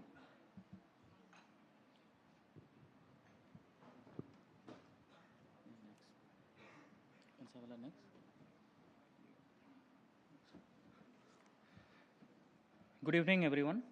So I'm delighted you to invite in this presentation of investment potential of Arunachal Pradesh. Arunachal Pradesh, the land of rising sun, brimming with immense potential, with its rich natural resources, vibrant culture, and strategic location. It has a plethora of opportunities. So I invite all the investors to explore the myriad possibilities.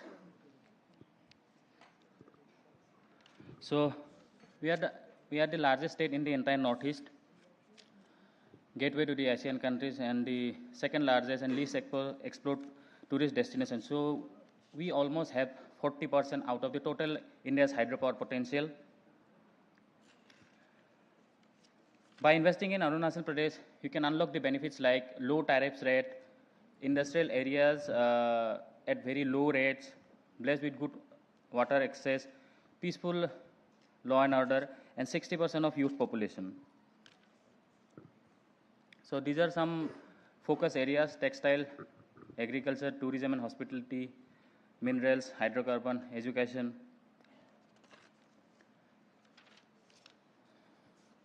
So to facilitate the investment ecosystem and to bring all the relative activities under one umbrella, Arunachal Pradesh has its own dedicated division as nodal agency, then its own promotion agency, ease of doing business, and startup facilitation.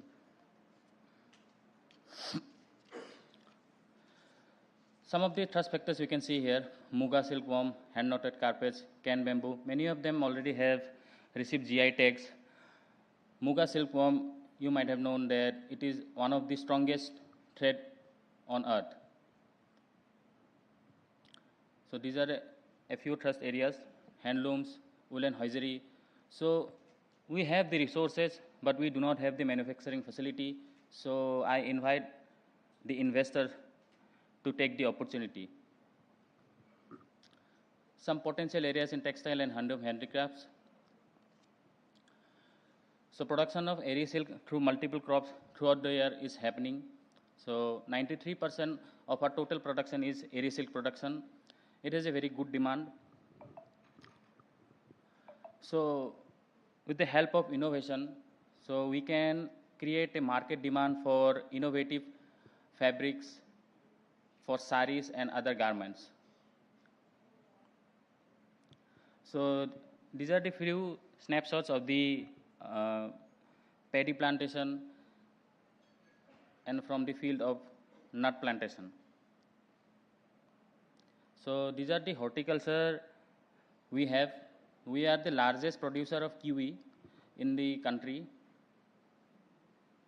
So this is the mega food park at Papumpare, which will connect the farmers to the producers directly, which will result in minimizing the wastage, and it will create jobs. So another industrial area at Nigmoy. So we've been awarded with these 3 awards, like Best Emerging Destination, Best Emerging Green Tourist Destination, and Most Offbeat Destination. So let's have a look at the various tourism activities. So this is the religious tourism at Namsai, the Golden Pagoda, so one of the best religious location for the Buddhists.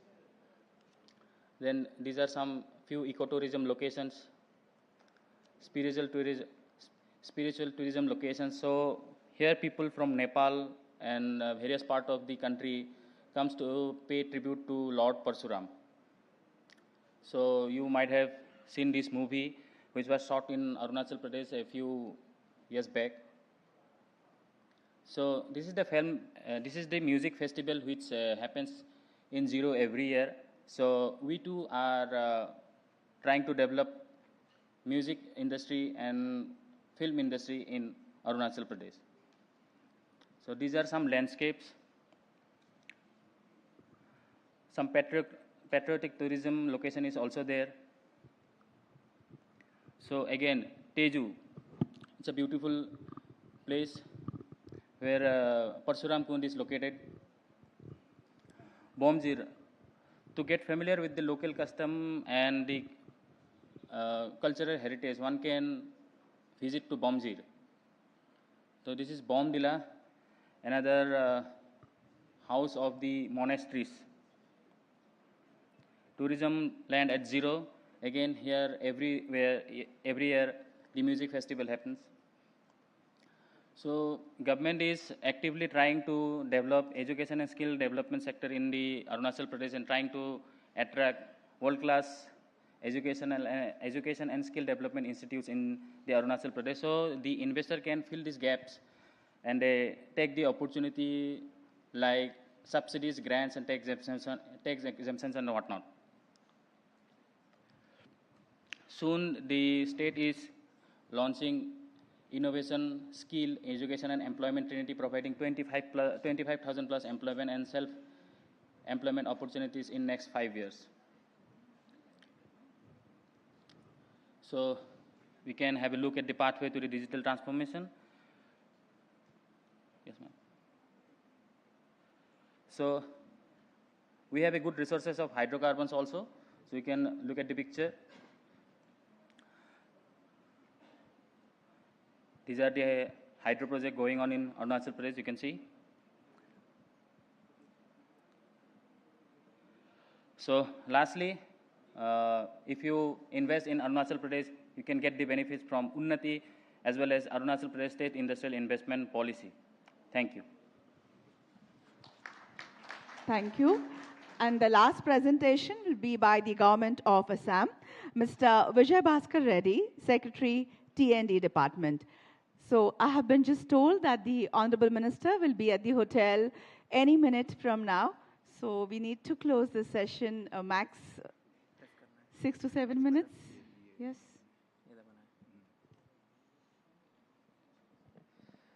Good evening, sirs and ma'ams. Today we'll be giving a brief presentation about investment opportunities in Assam.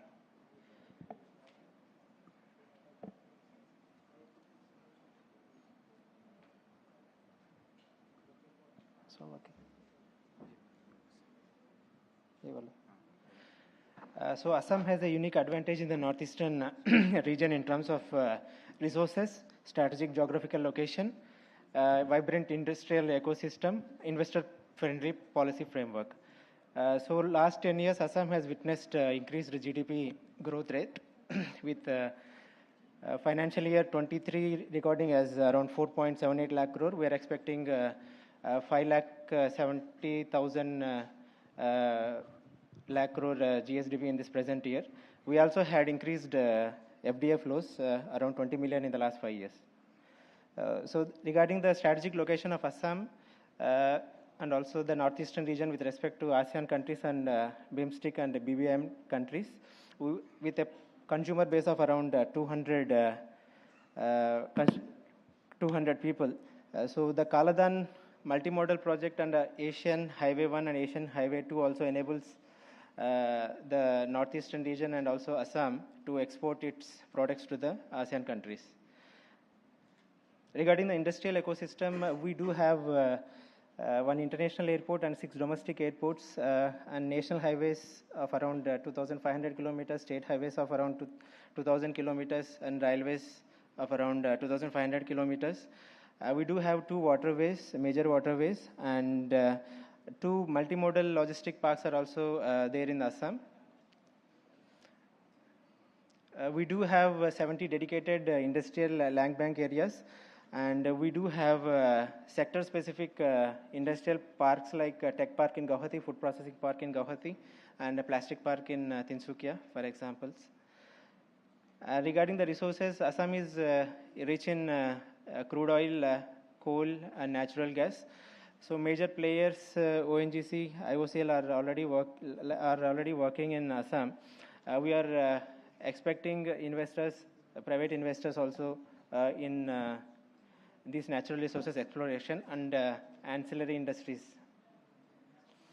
Assam is rich in agricultural products. So first in tree production, ginger, second in ginger and pineapple production, and we are fourth in rubber production and fifth in bamboo production, and we are expecting investments in post-harvest technologies, cold storage, among others. Regarding the pharmaceutical sector, we do have presence of around 900 medicinal plants. We do have reputed institutes in Assam like NIPER, and there is a dedicated biotechnology policy, biotech policy in the state of Assam, wherein we provide incentives of capital subsidies, power tariff subsidies, and state GST reimbursements. We are looking in regenerative medicine investments, generic medicines investments, among others.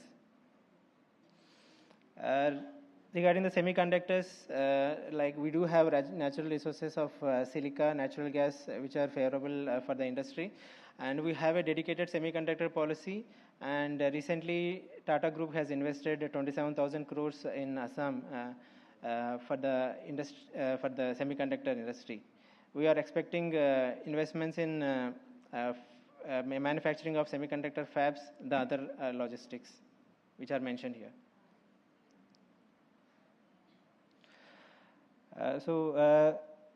Regarding the tourism, tourism also, which was there in the previous slide, have to get back. So regarding the tourism, Assam is known for diverse culture, religions, and traditions. So we do have tourism flourishing in natural and wildlife aspects, religious aspects, and we do have 3 UNESCO recognized sites in Assam. So we are expecting investments in hospitality and in adventure tourism, among others. Regarding the handicrafts and handlooms sector, Assam is known for Muga and Eri silks, and we do have a dedicated handicraft policy, handloom policy, and we are looking into investments in garments and apparels and integrated textile parks, among others, which are not. We have a skilled human resources in the state, so we do have 20 state universities and 9 private universities, and I am happy to say that we have established one skill university wherein we train around 10,000 people, manpower every year. These are the national and international companies which are already working in Assam. Lastly, I would like to bring to your notice about the various policies dedicated to various sectors like handlooms, semiconductors, etc., which are notified here. The various subsidies are all mentioned here. I would like to all of you to go through it. Assam government is convening a investor summit in February 24th to 26th. I welcome all of you to that summit. Thank you.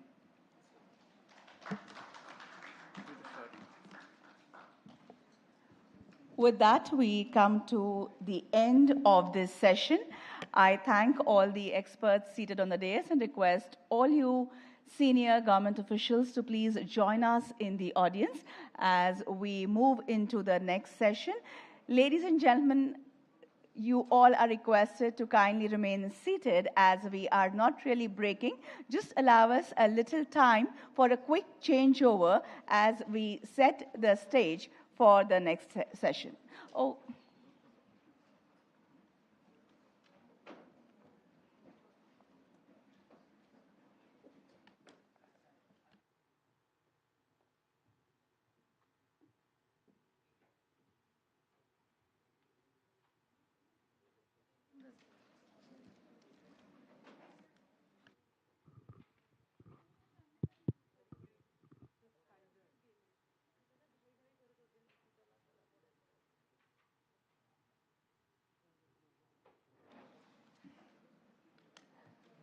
I request all the audience members to not leave their seats.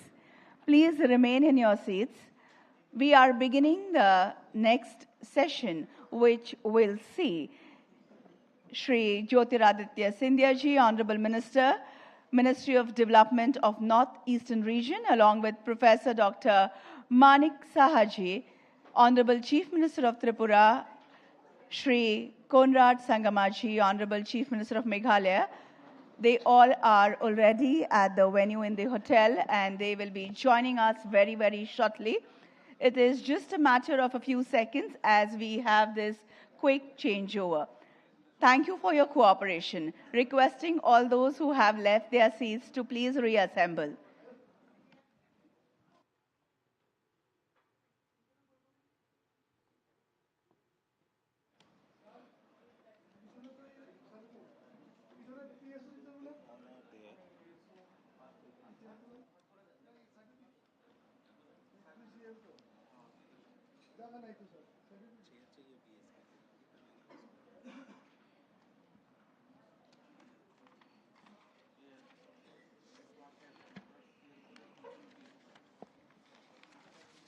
So, ladies and gentlemen, we had some fabulous state presentations from all the 8 states of northeast of India.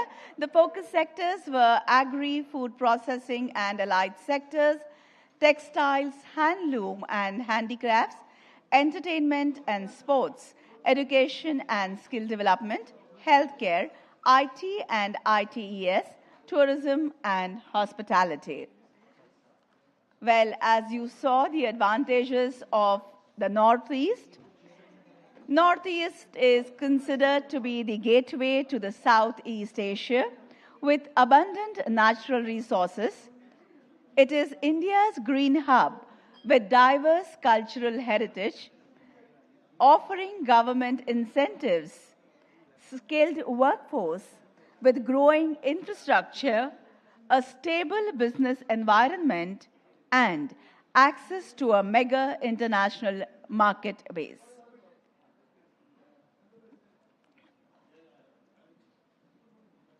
All those who have left their seats, requesting them to please be back in their seats. And I hope that you have turned your cell phones to the silent, all those who have walked in a little late. Let me remind you to turn your cell phones to the silent.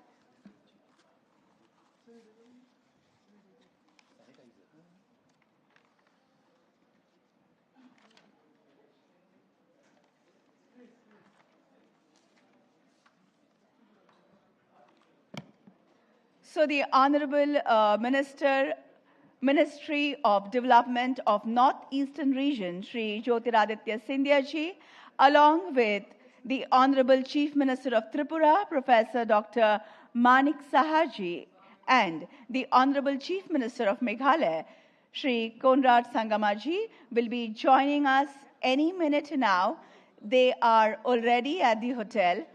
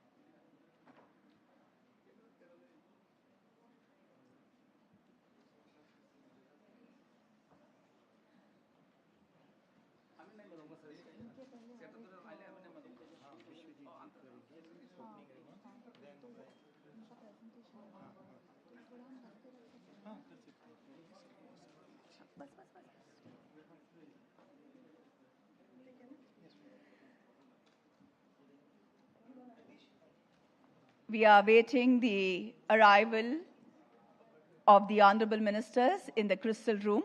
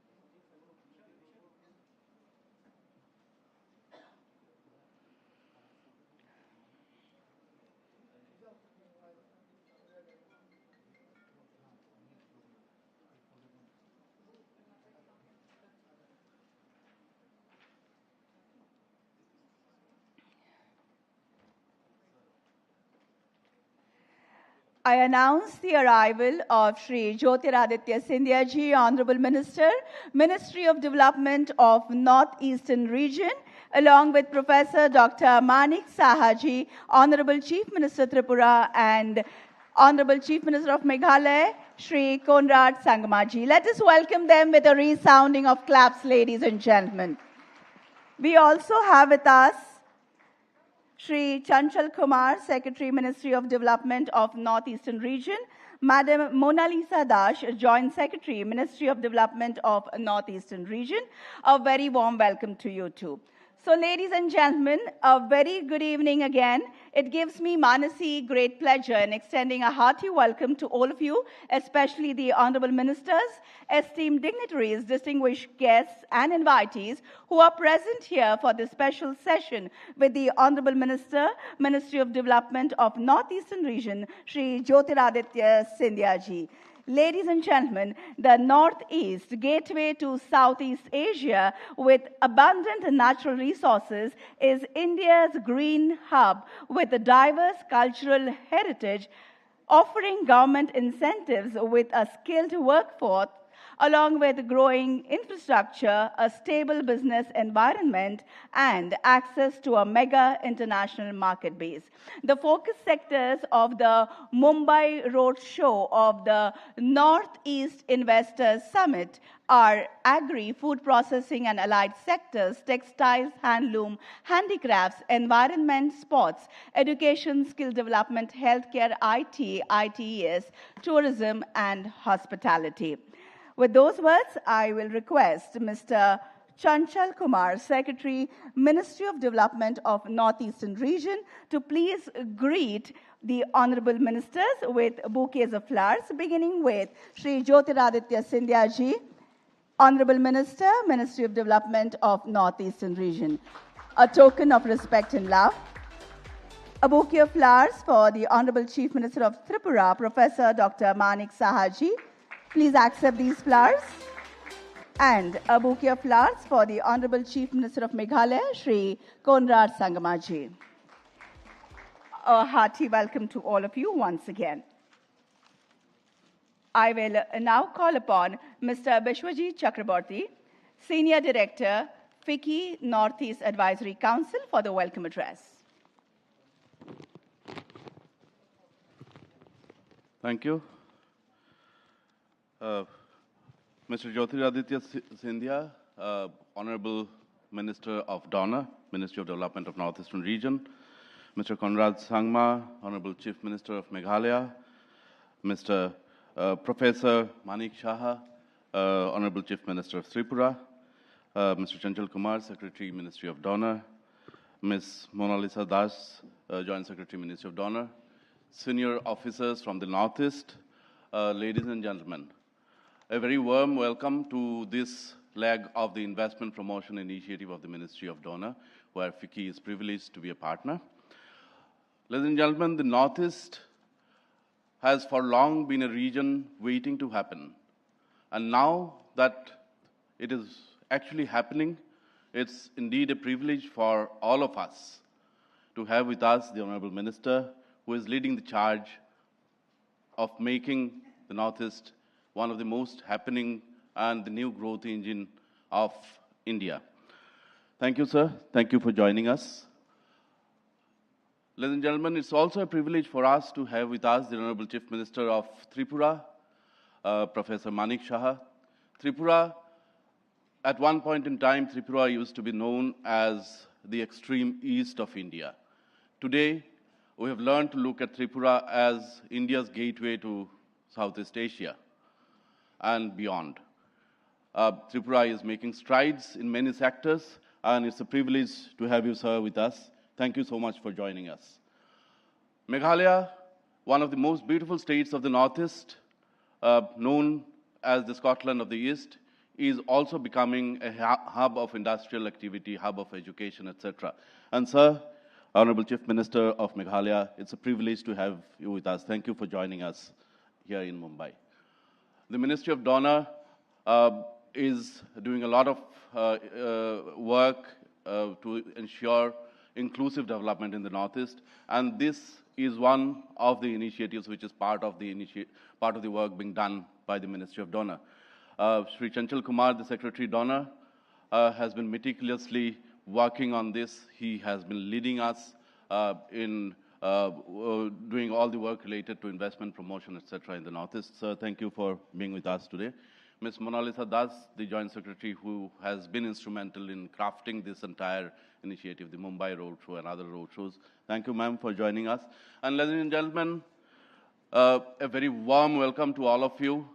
Welcome to the Northeast. I think the Northeast is an opportunity that you cannot afford to miss. You have listened to the presentations before this, and now you will listen to the Honorable Chief Ministers and the Honorable Minister. I welcome you once again, and thank you for joining us. Thank you. Thank you, sir, for the initial remarks, setting the tone and context of this session. I will now request Madam Mona Lisa Das, Joint Secretary, Ministry of Development of Northeastern Region, for the theme presentation. Ma'am.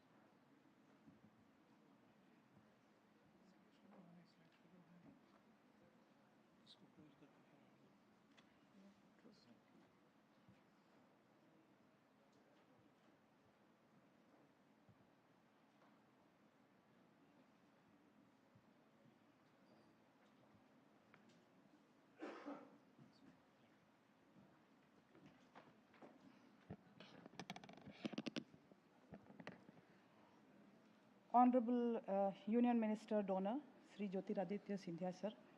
Honorable Chief Minister of Meghalaya, Sri Konrad K. Sangma sir.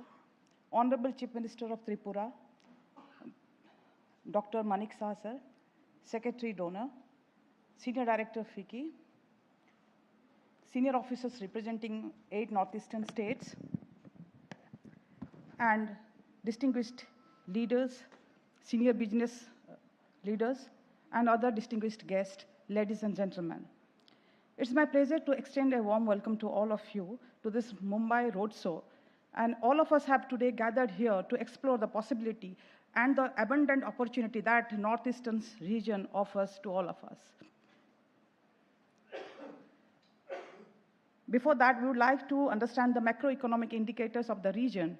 The Northeastern region, it constitutes 8% of the total area of India, whereas the population is only 4%, and the GSDP of Northeastern region it constitutes GSDP growth rate is 10.8%, that is more than the national average.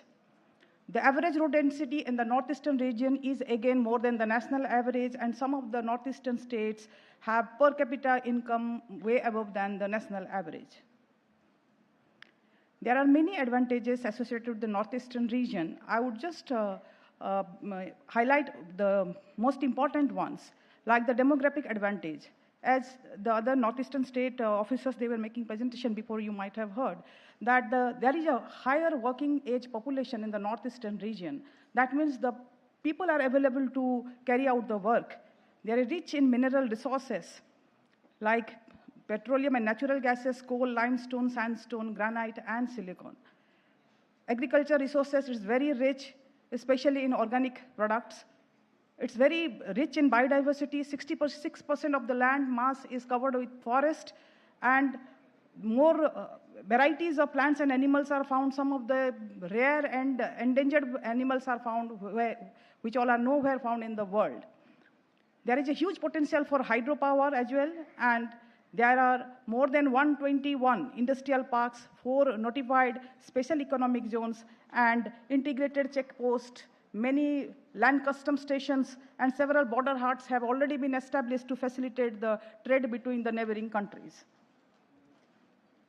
Coming to the air connectivity, there are 17 operational airports. Arunachal has 4, and Assam has 7, and all other states have 1 each. Coming to the extensive road network, in the last 10 years, approximately 10,000 kilometers of national highway has been constructed in the region.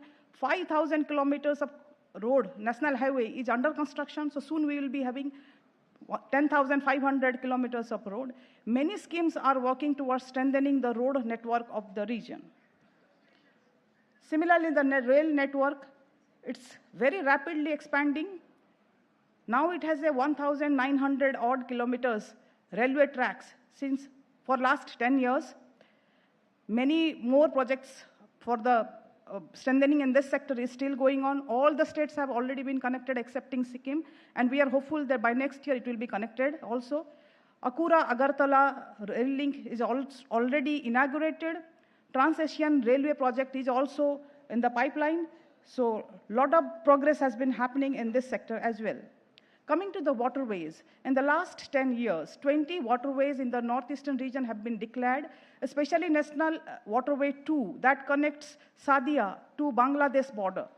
National Waterway 16 that connects Kachar Valley with the Haldia and Kolkata port. Protocol on inland water transit and trade between Bangladesh and India has also facilitated connection between Meghalaya, Assam, and Bhutan. And the Chattogram and Mongla ports of Bangladesh, they have connected the major hubs like Agartala, Dauki, Sutarkandi, and Srimantpur of Tripura. So if we see, there has been a transformational initiative taken in the region. Government has first addressed all the incomplete projects and completed many important projects like Bogibel Bridge, Dhola Sadia Bridge. 8 new airports have been added in the meantime, and the multiple developmental schemes like PM Divine Unnati and asset for the strengthening further the infrastructure in the region has been taken up by government. And in addition to this infrastructure projects, government has also taken some social initiatives, like it has covered 19.7 million people under Ayushman Bharat scheme. So if we try to understand the government of India's acting East policy, then we see that Ministry of Donor itself has sanctioned 1,582 projects worth more than 22,000 crore rupees in the northeastern region in the last 10 years.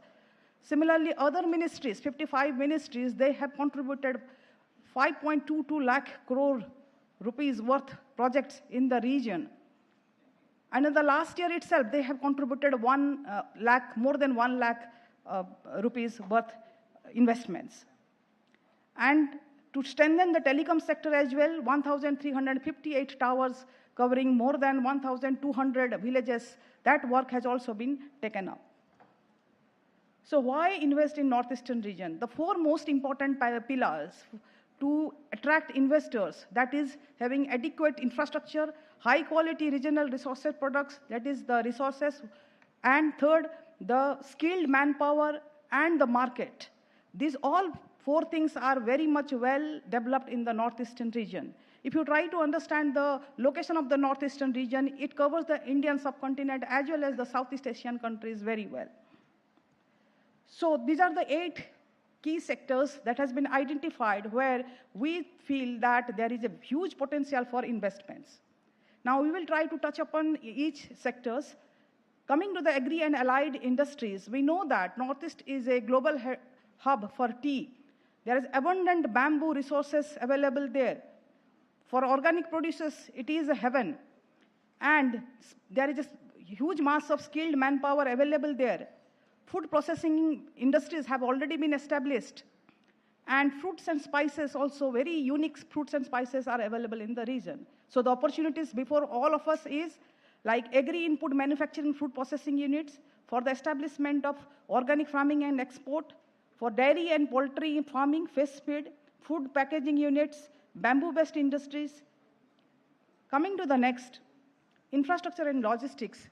I have already talked about the infrastructure and the development of our infrastructure that has happened in the last 10 years. So the opportunities for the investors are setting up multimodal logistic hubs and industrial parks, opportunities for PPP in key infrastructure projects, for the establishment of cold chain, then inland waterways transport development, and opportunities in development of urban infrastructure as well.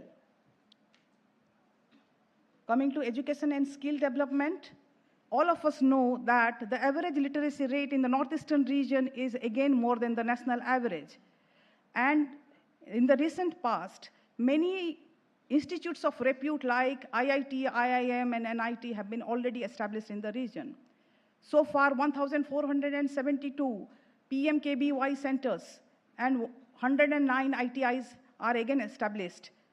And so far, 16.85 lakh people, the youth of northeastern region, are already trained. In collaboration with Singapore, Northeast Skill Center has already been established. And in the northeastern region, first of its kind, a university, Assam Skill University, is also established. So what we can say, the opportunities in this sector are, again, there is a high demand for private schools with international curriculum. There is a demand for quality higher education in the region and demand for vocational training institutions. Coming to the entertainment and sports sector, we know that Northeast is the powerhouse of sports. And its beauty, its natural beauty also offers immense opportunity in the entertainment sector. And the northeastern region, they are famous for the festivals and their culture. So again, like Hornbill Festival, Sangai Festival, Zero Music Festival, but this is not the end. There are endless list of festivals that are being celebrated in the northeastern region.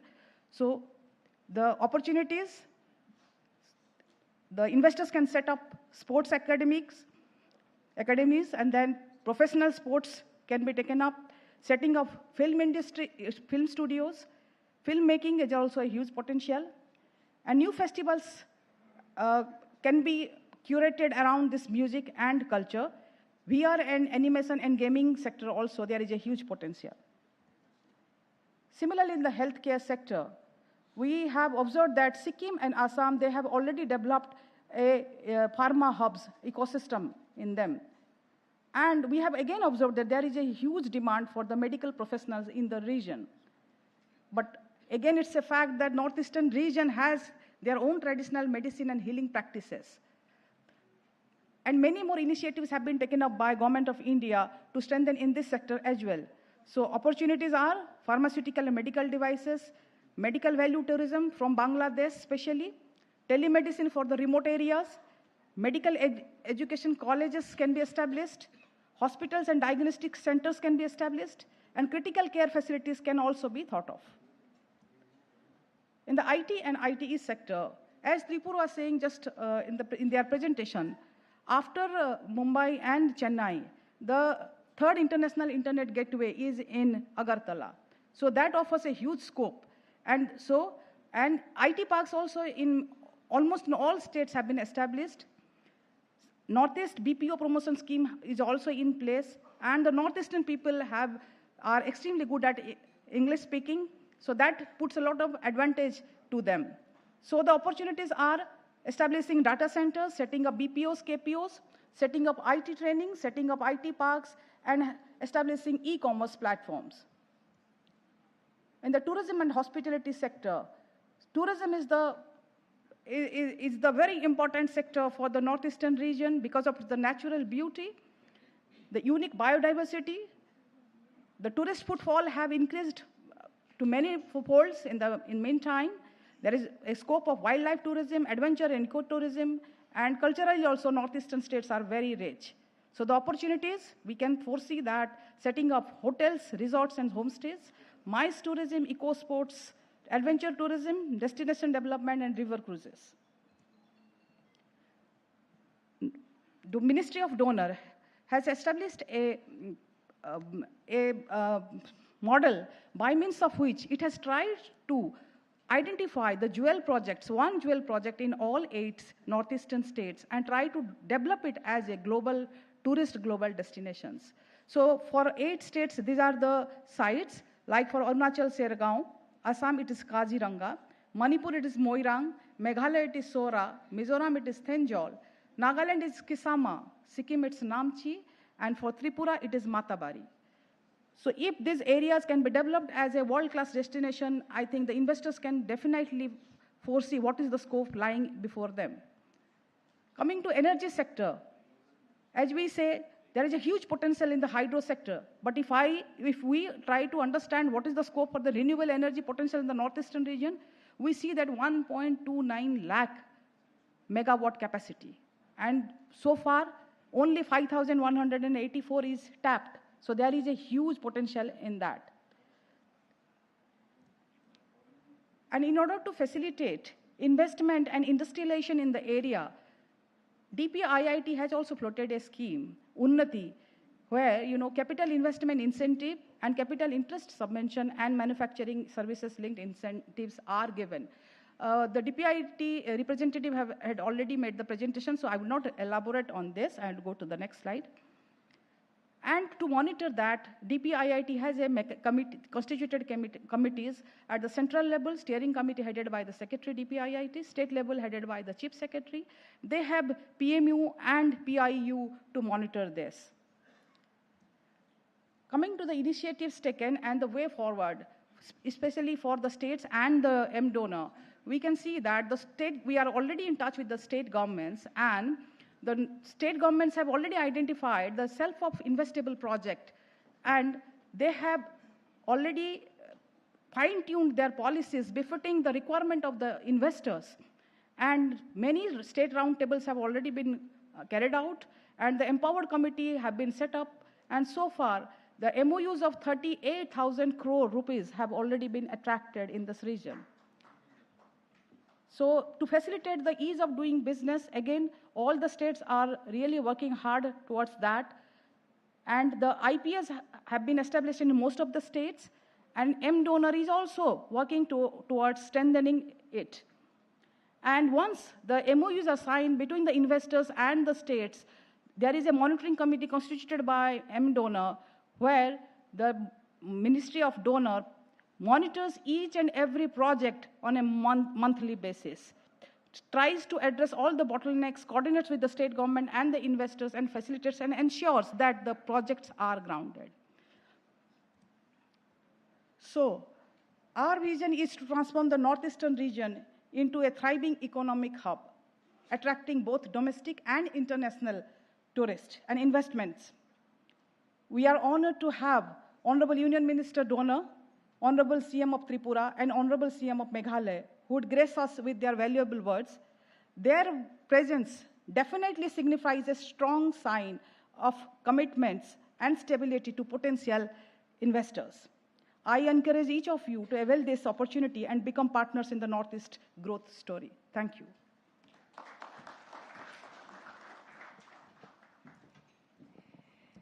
Thank you, ma'am, for putting in a nutshell the advantages of a Northeast, the opportunities it offers, and also all the efforts for the promotion of investment and trade by the government.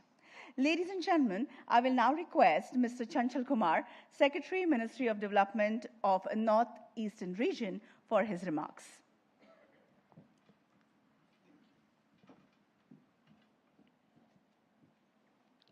Honorable Minister Donor, Honorable Minister, Chief Minister Tripura, Honorable Chief Minister Meghalaya, all the officials from the 8 states present here, ladies and gentlemen. As has been pointed out in many pitches made by the state governments and by the Joint Secretary, all these 8 states, they give tremendous opportunities in terms of investment potential in their states. You have seen that Northeastern region has less than 4% of the population, and they contribute 2.9% of the GDP to the national average. But the GDP growth rate of the area is more than the national average. This is primarily because of the fact that the central government, through its various schemes and policies, they have invested around 5.22 lakh crores of rupees in the last 10 years in the Northeastern region. This also shows the capacity of the states to execute projects, their implementation capabilities, the fact that there are investable projects present in the states. So, today we are here to request you, to urge all the investors, please build Northeastern region into your plan whenever you plan to invest in India.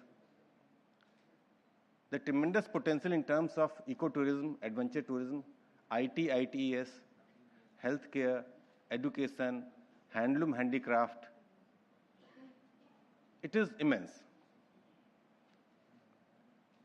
In the last 10 years, we have had so much of expenditure in infrastructure sector that now we have provided a very good connectivity of all these Northeastern states in terms of road connectivity. You have national highways and network of PMGSY roads connecting remotest of the places.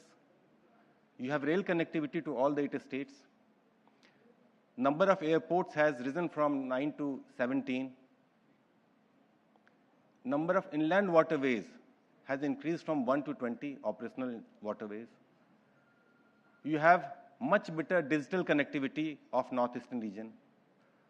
So once these infrastructure bottlenecks have been removed, now the stage is set for the second stage of development. And this is where you come into picture.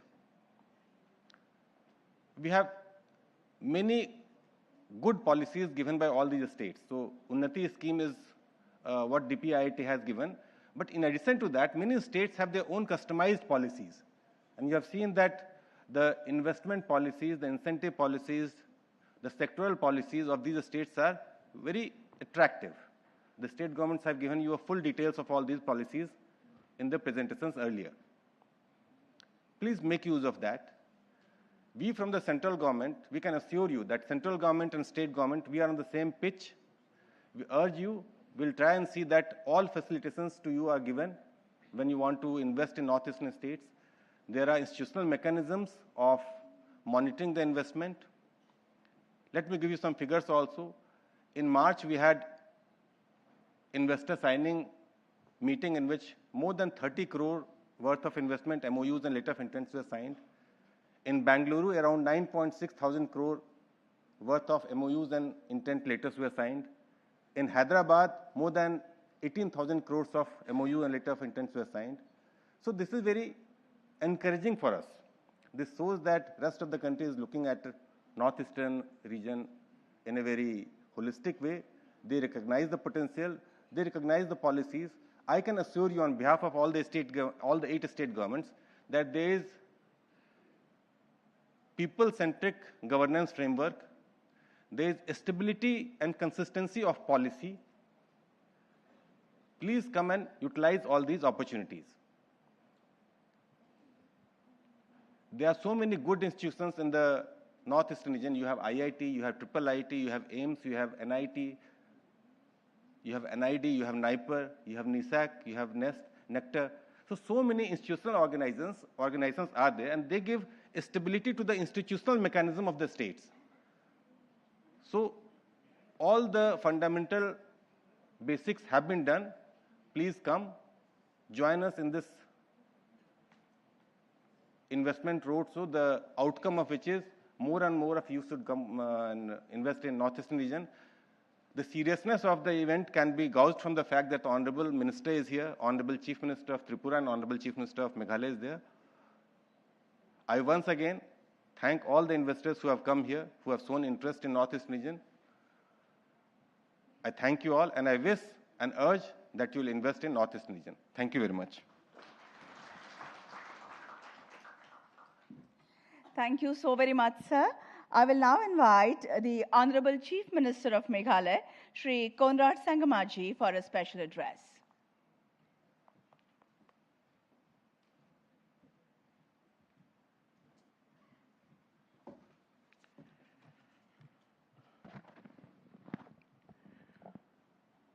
Honorable Minister of Donor, Government of Meghalaya, Government of India, our dear friend, Mr. Jyotiraditya Scindia ji,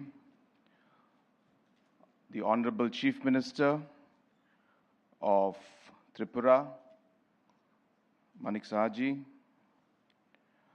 our Secretary of Donor, Chanchal Kumar ji, our Joint Secretary of Donor, Madam Mona Lisa Dash, all the other officials of Donor Ministry who are present here today, all the officials from all the state governments who are present here today, and most importantly, all the stakeholders from different industries who are here to be part of this Northeast Investors Summit. At the very outset, let me take this opportunity to really congratulate our young, our dynamic donor minister who has really taken the lead to, I should say, transform the entire donor ministry. Not to say that others have not done, but in the last 7 years as Chief Minister of Meghalaya, I have worked with the Ministry of Donor very closely. And I can tell you that the kind of focus, the kind of energy, the kind of vision that I am seeing today is something that I have not seen in the last many, many years. And hence, I really would like to congratulate Scindia Saab for this great initiative he's taking. I know there are a lot of challenges, but as a leader, he works, he pushes things forward, He always encourages us. And more importantly, he takes everybody along and ensures that we work as a team. We may be different states, but there is much more strength in the unity of the Northeast states together. And this is what our Honorable Minister for Donor has been doing. And once again, I congratulate him and all the officials of the Donor Ministry for the great initiative that they have taken. I also would like to congratulate and thank our Honorable Prime Minister, Shri Narendra Modi ji, under whose leadership the entire focus for Northeast has changed. What you have heard from the Secretary, Donor, is just a glimpse, is just a tip of the iceberg of what really is happening at the grassroots level. Every 15 days, there is a minister from the central government who visits the Northeast, ensures that they're able to understand the problems firsthand. Every ministry has been given direction by Honorable Prime Minister to ensure that Northeast is given a special focus from those departments or those ministers concerned. And therefore, this entire focus and vision and attention to the Northeast has really come all the way from the top. And that is why, with that kind of a focus and vision and leadership, I am very confident that obviously things are changing. The foundation has been laid, and we are right now in the process of really taking things forward to the next level. And that is why we are all here today. And like all investors, I'm sure all of you also will understand that it is really about the investments that you want to make, the opportunities that are there. The opportunities in turn become the right timing and the right process that you want to get into, the right circumstances that are there. So therefore, if you are an investor and you're looking to invest in an area or a business or an industry which will give you those higher returns compared to what a normal business anywhere else would be, I think this is a great time to do that in the Northeast.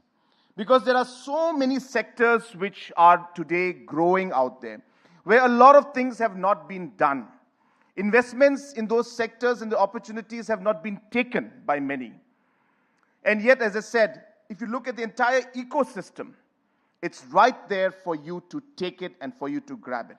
And therefore, it's a good time to work and to invest in the Northeast. Apart from the political stability, I must say, we are seeing more or less a political stability, therefore policy making, as Mr. Chanchal had said. The policies are right there where you are seeing the continuity in the policy that we bring in. You are seeing that special policies are being made for the investment in the Northeast. For example, the Unnati scheme of Government of India is now being matched by the states. Meghalaya has come up with its own Meghalaya industrial promotion policy just about 6 months back. And we are almost matching every aspect of the Unnati scheme in terms of the subsidy that we are providing to the investors. And we're happy to tell you that we are getting huge response from the market and from the investors in all the sectors concerned. At the same time, the aspects of the different kind of resources that we have in the Northeast, these resources have not been tapped yet, simply because the overall ecosystem was not ready. But today we are ready. And therefore these resources, whether it's the raw materials that we have, whether it's the tourism locations we have, whether it's the youth that we have, all of these resources have not been tapped to its potential. But the ecosystem and the foundation have been laid for it. And therefore, when it comes to our northeastern states, as I said, there's a huge opportunity and the timing is great for investors to come in. Coming to my state of Meghalaya, I would like to again stress on the fact, I'm sure that my team headed by Mr. Cyril, who is our Secretary, Government of Meghalaya, had given a presentation on the different programs and schemes and the opportunities that are there in Meghalaya. But I would like to just stress on few of them. And starting off with, of course, tourism as one of the big sectors which we feel is going to be a great growth driver for us and also a great job creator for us. And hence, tourism is a huge potential which we see. And just to give you an idea, just about 2 months, 3 months back, the Honorable Minister for Civil Aviation was in Shillong. And we were just working out the details for getting the commercial flights by expanding the runway by another 700, 800 meters more, so that the commercial flights can land directly from Mumbai or Delhi or any of the other metros. And I'm happy to inform you that that is on the cards. I expect that by next year, towards the end, we should be completing the entire expansion of the airport and the runway, and we should be having the commercial flights landing straight into Shillong, which, again, as I said, is a very important part of the overall package that you give to the tourist. I was just discussing with some of our officials, and this was sometime in December, and in November, when the air quality was very low. So we were just discussing about the expansion of the runway, and we were saying that, well, you know, it's a great tag that we can sell in the future. Again, not to say that Delhi quality, or I'm not commenting on the quality out there, but these are facts, saying that, from 400 AQI to 20 AQI in 2 hours, So that's what we are selling, and that's the truth. So you can imagine that in the future, that is how we will be able to really sell the air, the pristine climate, the entire, ecotourism, the entire idea of getting away from the hustle bustle of Mumbai city or Delhi, and going into the green hills of the northeast and of Meghalaya in matter of 2 hours flight. And that's really how we would like to see our tourism develop. And we're very happy, and that's why we need the support, and which we're getting from Government of India, to expand the runway. And we are hopeful that that would be happening very, very soon, as I said. And I expect that by next year, towards the end, we should be able to start the commercial flights. And you'll be happy to know that in the last 5-6 years, we have finally started with the Taj, it's not the Taj brand as such, but the same group, of course. So we have started the Vivanta and the Marriott Hotel. The first 5-star, 2 5-star hotels have opened up in Shillong. We have recently just signed an MOU, and not MOU, we have signed the agreement, in fact, and LOA has been given. And the construction for the third 5-star hotel, which is the Aurika. It's a lemon tree hotel group. Brand. So the Aurika brand is going to be, the new hotel is going to come up. And we are coming up with 3 more government properties, one right in the center of Cherrapunji, next to the waterfalls, one right next to the lake in Shillong, which we call the Umyam Lake. We're coming up with a letter of intent for creating a 7-star resort and spa property out there. That's a really big project. And for those who have been there, you'll be able to, I'm sure, understand that it's almost like bringing in some kind of a European climate and overall scene of like a Lake Como kind of impact in Shillong. And we look at that becoming a very, very big MICE as well as a tourism destination. And at the same time, we are also investing in a new township for our new secretariat and for a new knowledge city in Shillong. It's an investment of almost more than 5,000 crores, which we're going to invest in and around the new township. And in those areas also, we are working on coming up with some more hotels and in some other areas. So we are also ready with the land bank, and we are ready with the policy, and we're ready with the tendering process to now invite many big hotels and resorts to come and set up, because we can see the growth. We can expect that future the runway will expand and direct flights will come into Shillong, and I'm sure that will open up and be a massive game changer for the tourism sector in our state. Second, of course, we are very keen to see that food processing is one sector which we're working on.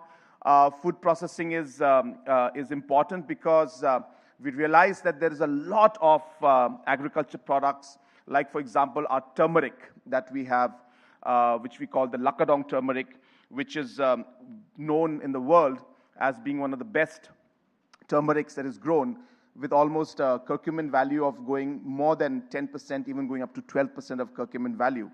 And realizing that property of this particular turmeric, we have gone for a massive plan to expand, and I'm happy to inform you that already the production of the Lakadong has jumped 15 to 20 times more than what we had when we initially started this mission.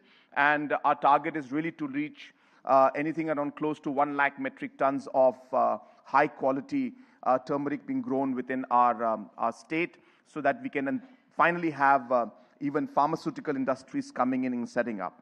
So like that, we are targeting a lot of very, very specialized products like shiitake mushroom.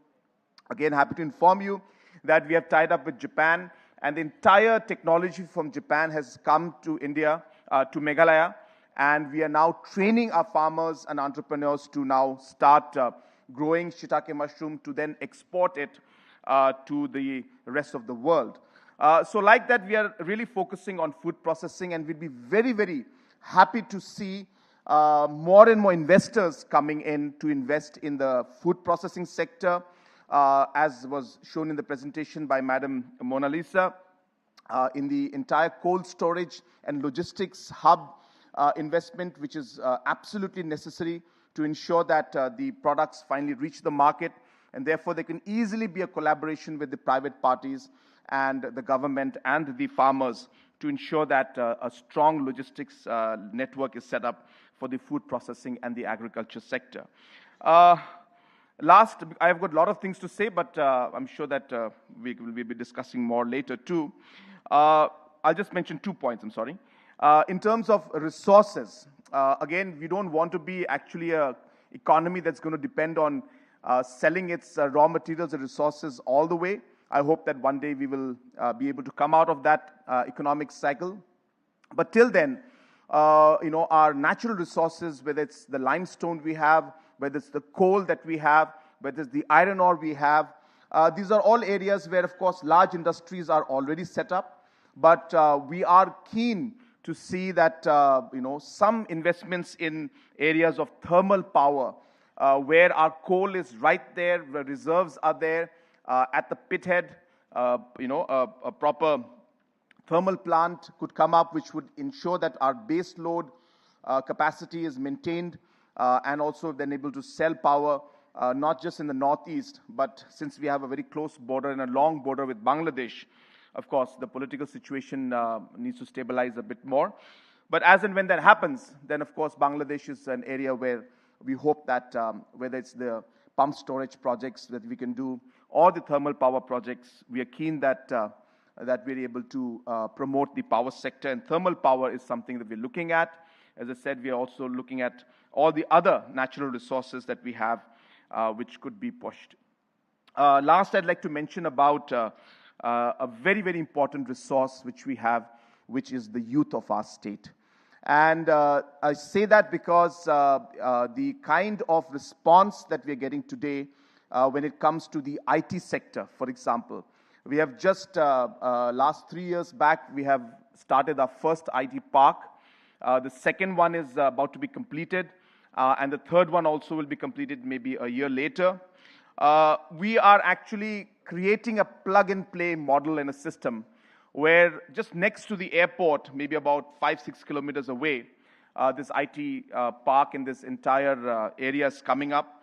And we're getting a huge response from a lot of international clients, a lot of national providers, ITES providers, who have bases in Hyderabad and Bangalore, are now creating their second or third kind of setup in Shillong city because of the manpower that we have and the overall connectivity, the ecosystem, the five-star hotels, and other aspects, the weather, all these aspects coming in is making opportunity for us, for the IT sector to also be there.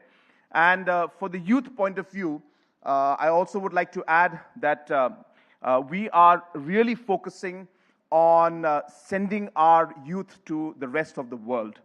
I just want to give you an example that just last year we started a very special program where we have tied up with Japan, Germany, and Singapore. And the government of Meghalaya is funding the training of our nurses. And already within a year's time, we have close to about 100, 200 nurses who have already left for Japan, are working in Japan, sending almost close to 1.2 lakh rupees a month back to their families, just in a matter of a year's time. Every month they send. So that means in a year they're sending in about 12 lakhs of foreign exchange coming in. We are really seeing a huge market for our human resource and our manpower in the rest of the world. And therefore, that's a great opportunity. It's not just for Meghalaya, but I think for the whole Northeast and the country as a whole.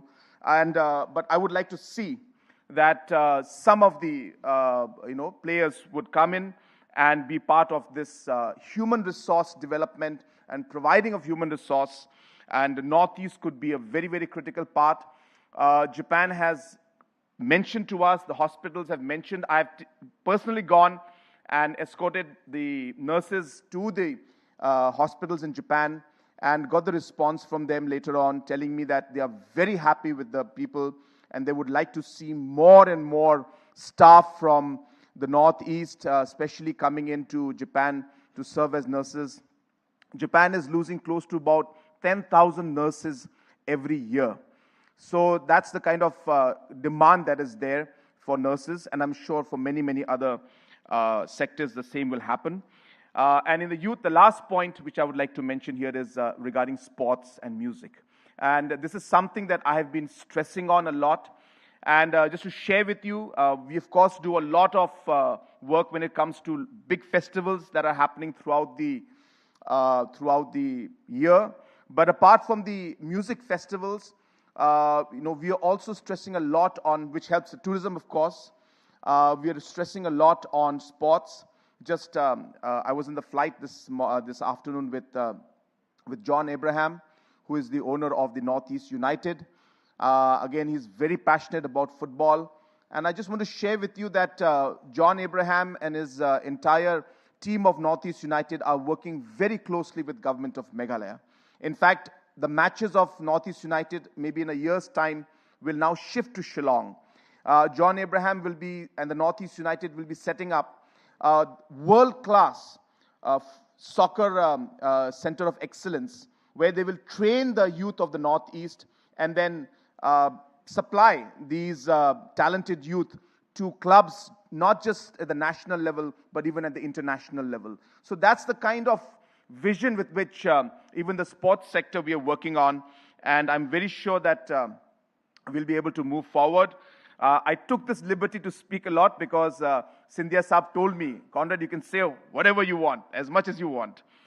So I took this liberty, but also I took this liberty because it is really an opportunity. I must say this, I repeat what I started in the beginning. This doesn't happen very often.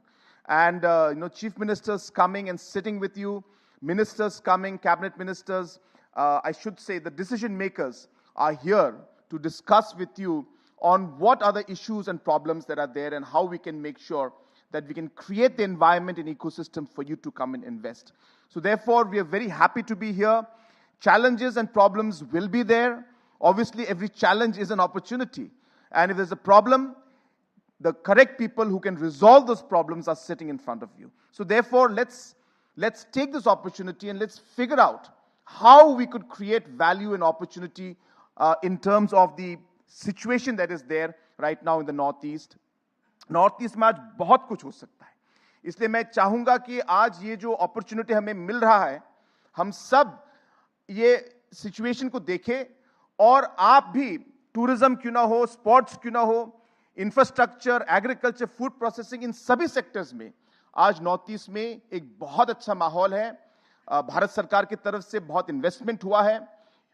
Foundation और infrastructure जो चाहिए वो सब चीजों में हमारे जो respected प्रधानमंत्री जी हैं उन्होंने इन्वेस्ट किया है। और मेरा मानना है कि नॉर्थ ईस्ट का अगर समय है तो यही है। और इसी समय अगर इन्वेस्टर्स आके अगर आप इन्वेस्ट करेंगे तो मुझे विश्वास है कि आपको पूरा उसका फायदा मिलेगा। It's a great time to come in. So without taking too much of time, once again thanking Honorable Minister and the Honorable Prime Minister for their great initiative, and I wish this particular Investors Summit the very best. Thank you very much.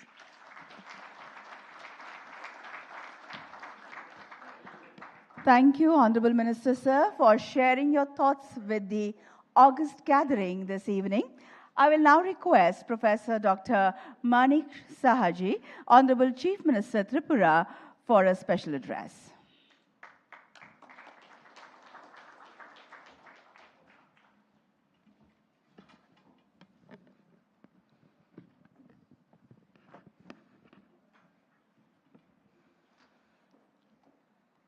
Good evening to all. Honorable Minister of Communications and Minister of Development of Northeastern Region, that is donor, Sri Jyotiraditya Scindia ji. Honorable Chief Minister of Meghalaya, Sri Conrad Sangma ji. Secretary donor, Sri Chanchal Kumar. Joint Secretary, Srimati Monalisha Das.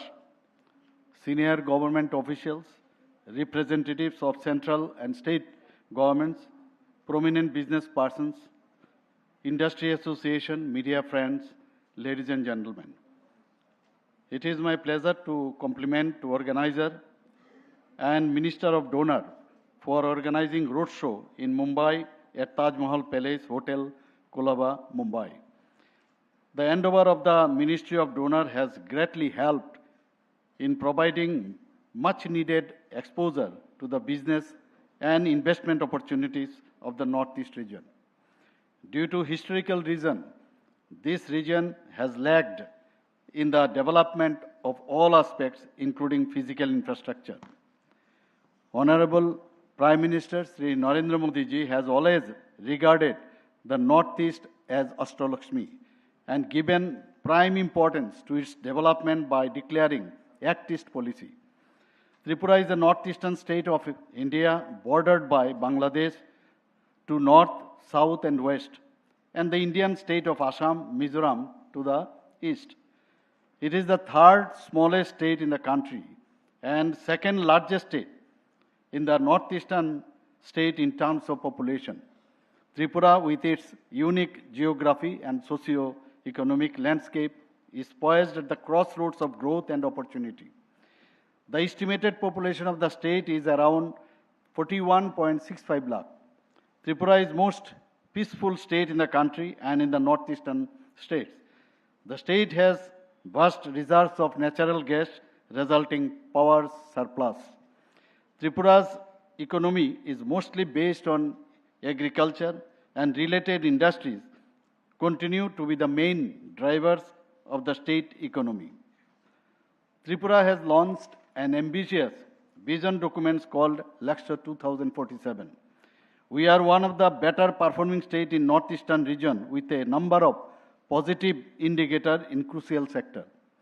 The estimated per capita income reached an all-time high of about rupees 1,77,723 in 2024, as compared to previous per capita income of rupees 1,57,364 in 2023, and was more than twice since financial year 2012. Tripura's GSDP grew at 8.9%. The state is having second highest GSDP in northeastern region. In terms of SDG index, that is Sustainable Development Goals, Tripura moved from a performer state to front runner, first moving state in 2023-24. We are striving for higher growth to achieve our state, model state, in a time-bound manner.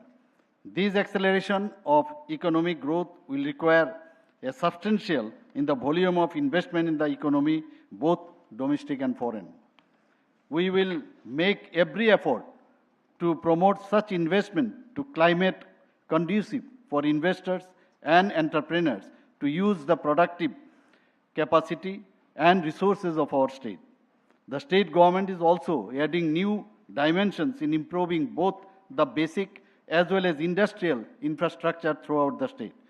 Under the blessings of Honorable Prime Minister Sri Narendra Modi ji, Tripura has given Hira model plus state. There is phenomenal change in length as well as standard of national highway. National highways total length of 853.8 kilometers. Besides, Maharaja Bir Vikram Airport at Agartala has been upgraded, second busiest airport in northeastern region, and I should say it is supposed to be the best airport in northeastern region. When the Maitri Setu at Sabrum, South Tripura connectivity starts approaching to Chittagong port, this will be a gateway of northeastern region and as well as Southeast Asia. The special economic zone, that is SEJ, is already been constructed at Sabrum, and number of investors shown their interest to set up their organizations. There are already 3 modern integrated checkposts, ICP in Tripura. There is rail connectivity set up to Agartala from Akhaura, Bangladesh. There is enormous scope for setting up industries, especially using indigenous resources like rubber, bamboo, agar, natural gas, agro, allied produces, food processing, tea, handicrafts, and handloom, and tourism, education, etc. The agro policy of Tripura to promote sustainable cultivation, harvesting, and commercialization of agarwood, which is valuable and aromatic resin-producing tree species native to the state. The total number of agarwood trees estimated in the non-forest area is more than 5 million, covering about 2,000 hectares, for which there is no permission required from forest department for felling trees, etc. Recently, 3 traditional products from Tripura have got GI tag, and they are Matabari Pera Prasad, Rignai Parcha, and Rignai Pachra, and Risha Textiles. In rubber industry, Tripura is the second rubber capital in India after Kerala, which plays a great role in the socio-economic development of the state. Production area of rubber is about 1.10 lakh hectare. Rubber-based industries has been described as thrust sector for investment with additional subsidy under the state incentive scheme. Rubber park has been established in Bujjangnagar Industrial Estate over an area of 60 acres with technical support from Rubber Board. Now, another initiative to set up the second rubber park in Shantir Bazar, South Tripura, have been taken up. So far, the bamboo matter is concerned, the state boasts as many as we have 21 species of bamboo. The state government has launched a state bamboo mission with the state bamboo policy objective of overall development of bamboo sector. Around 1.49 lakh artisans are engaged in value addition of bamboo, producing an estimated annual craft sale value of rupees 35.34 crore. In this bamboo sector, there are emerging small and medium scale enterprises which includes incense stick, mat boards, bamboo laminate, bamboo tiles, bamboo furniture, bamboo shoot processing, handicrafts, home decor, bamboo utility items, etc. So far horticulture is concerned, Tripura is well known for some quality horticulture crops, particularly pineapples, jackfruits, orange, cashew nuts, etc., along with food processing industry. It is to be mentioned here that Tripura's queen pineapple has been declared a state fruit, which is already got GI tag. Tripura is favored tourism destination, scenic beauty, rare flora and fauna, and being the erstwhile princely state with royal palaces, historical monuments, archaeological places, temples, especially Ma Tripura Sundari temple, one of the 51 Shakti Peeths of India. State has rich history and archaeology and cultural heritage, traditional art and music. There are a number of Hindu and Buddhist sites. State also has good potential in ecotourism, homestays, as well as rural tourism, religious tourism, and film tourism, etc. The state government has recently launched Tripura homestay policy. Tripura's tourism sector has been growing consistently. The state offers variety of attraction, including wildlife sanctuary and places, and to experience tribal life. There is also potential of development of tourist circuit involving all the northeast states, if possible, neighboring countries as well as. All this offers attractive opportunities for the hospitalities industries, including star category hotel. Government of Tripura has declared service sector activities, namely hotel business, tourism promoting activities, water sports, ropeways, adventure, leisure sports as thrust sector industry with provision additional subsidy incentives under Tripura incentives policy.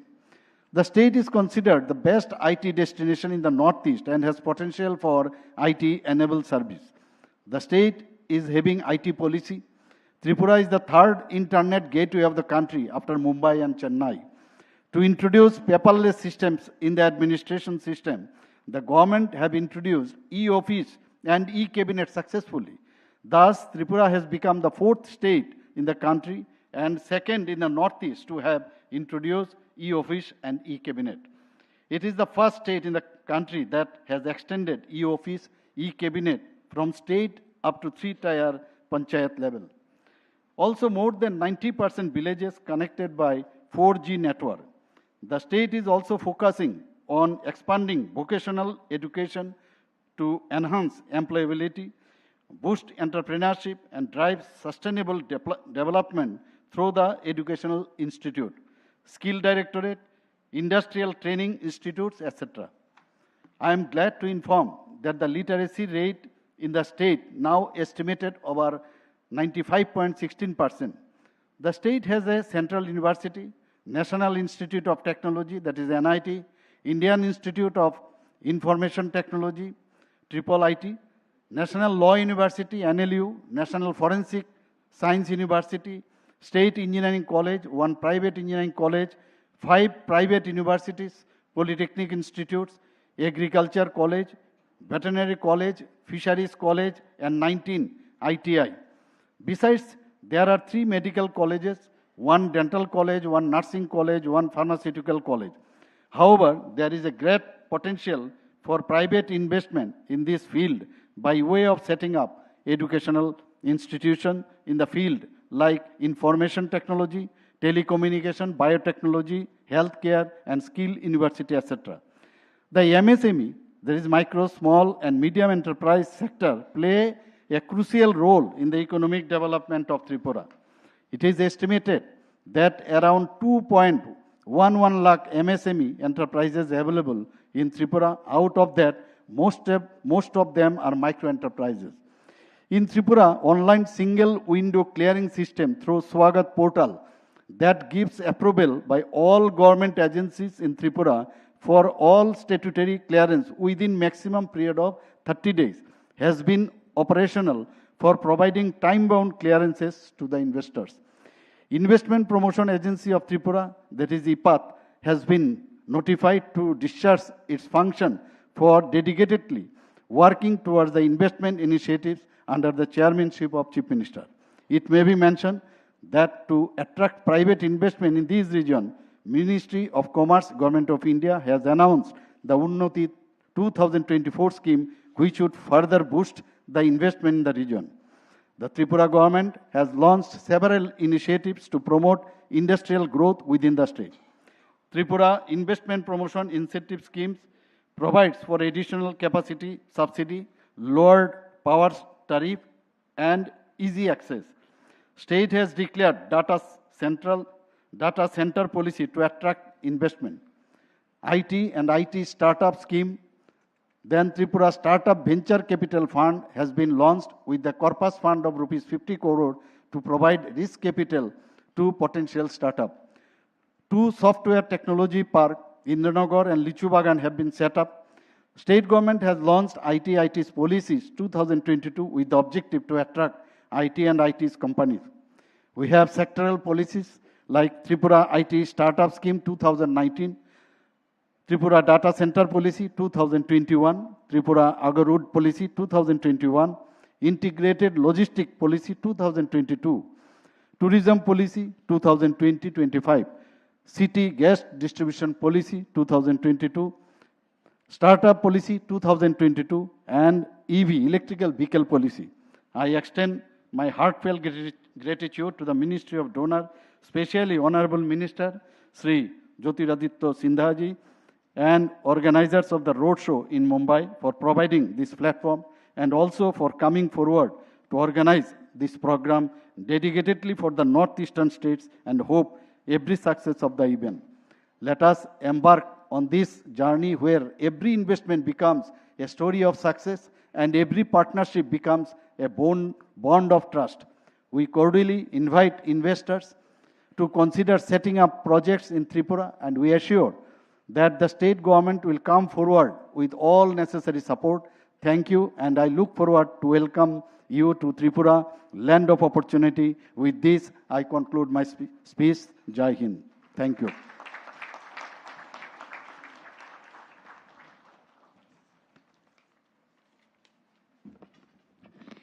I thank the Honorable Minister for his valuable insights and now invite Shri Jyotiraditya Sindhya ji, Honorable Minister, Ministry of Development of a Northeastern Region, for the keynote address.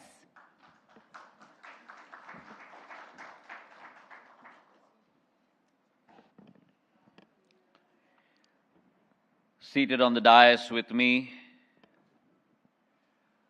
Honorable Chief Minister of Tripura, Shri Manik Saha Sahib, Honorable Chief Minister of Meghalaya, Shri Conrad Sangma ji, Secretary in my department, Shri Chanchal Kumar ji, Joint Secretary Donor, Ms. Mona Lisa Das ji,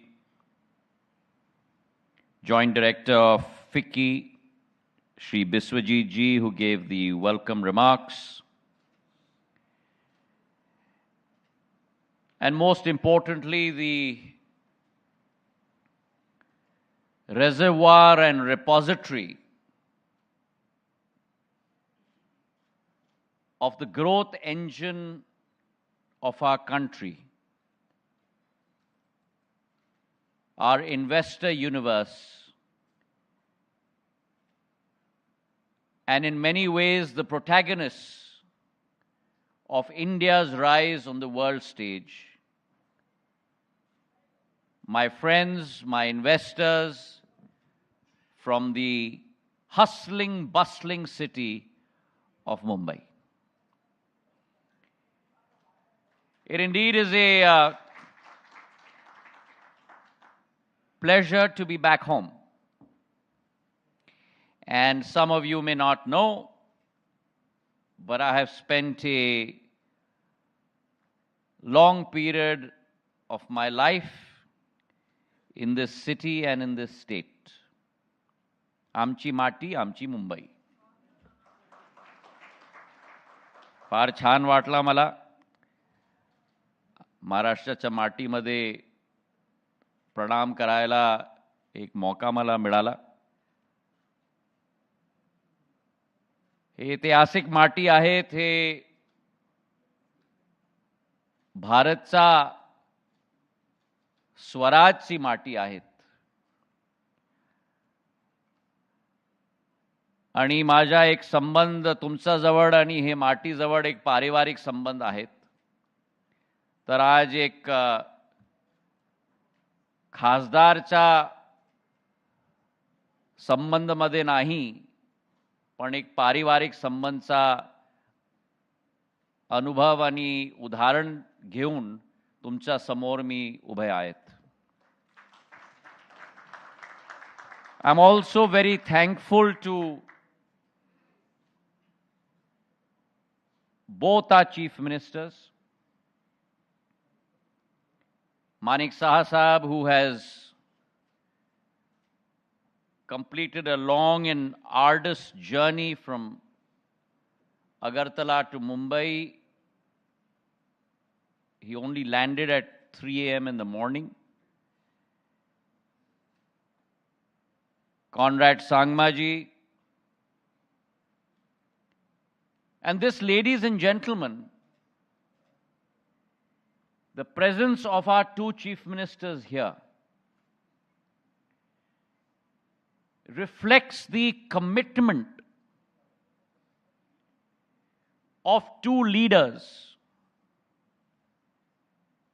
towards their state's development, two leaders who have not only presented before you today the hard economic rubric of the capability of their homes,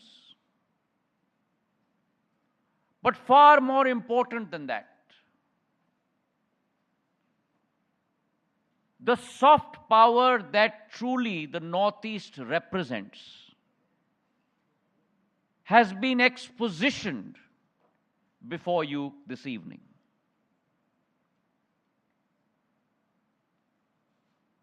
The central government works in partnership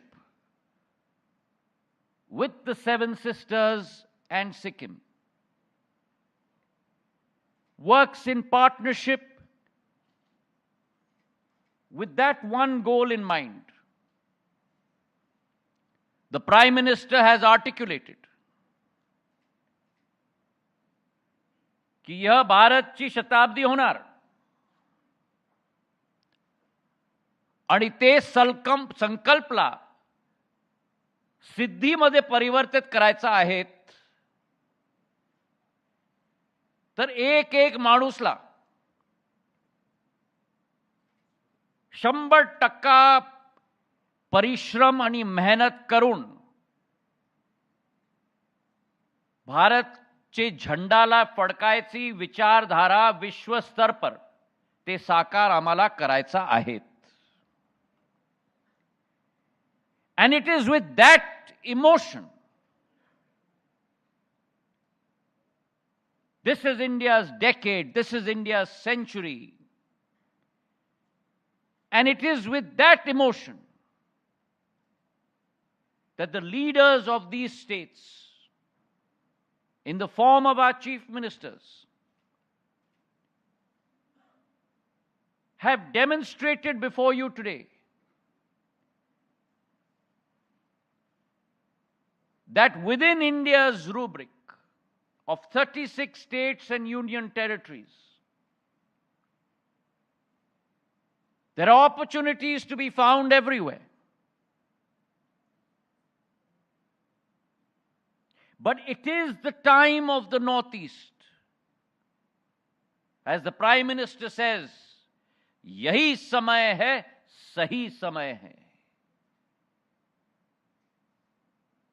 The Northeast is here today before you, ladies and gentlemen,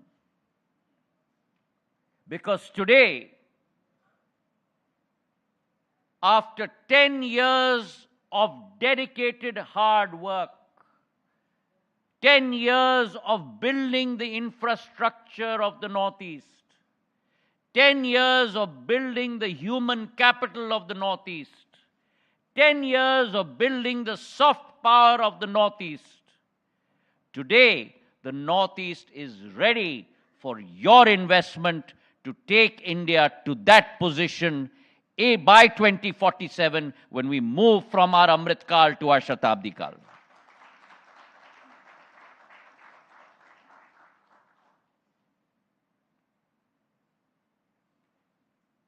It was a different environment 10 years ago.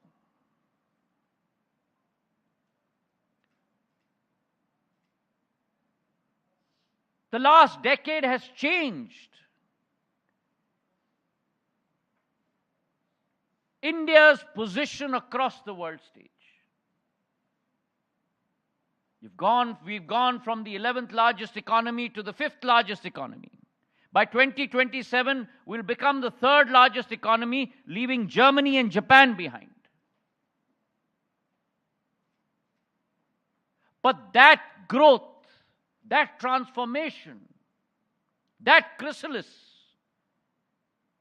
will only be possible when we look at investments in new areas. An industry as I know you, investors as I know you, because today I'm on this side of the stage. But for 10 years in my career, I was on that side of the stage. I used to be an investment banker.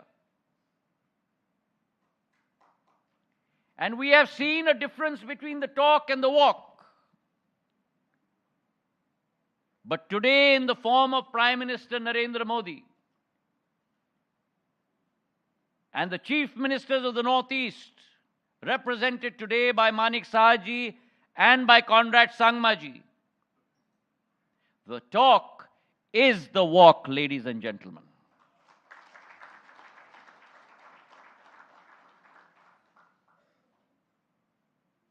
There has been a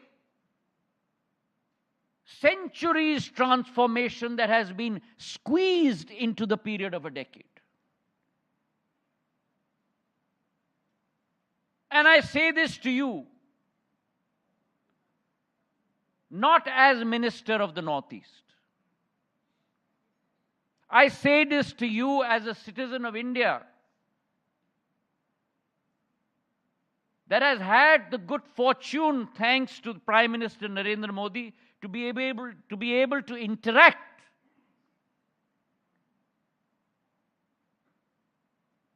with chief ministers like Manik Saha Sahab, like Conrad Sangmaji, who are passionate about their states, passionate about bringing change, who do not believe in the status quo,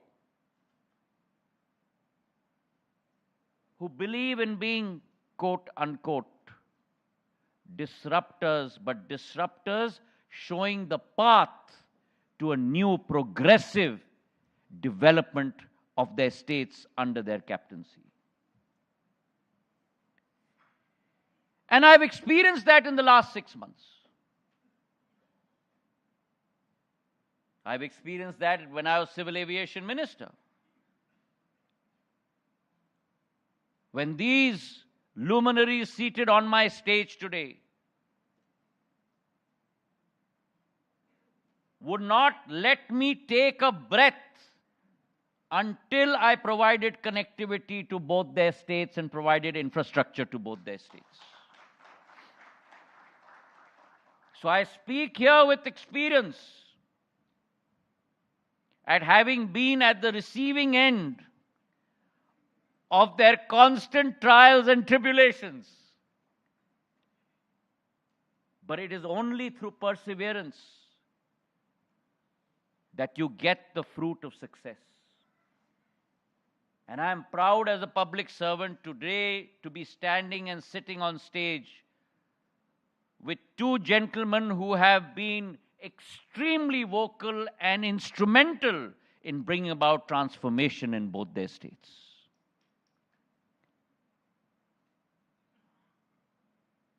The Northeast is ready, ladies and gentlemen.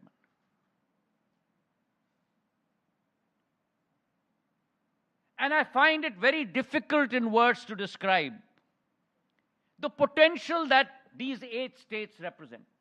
5.5 crore population.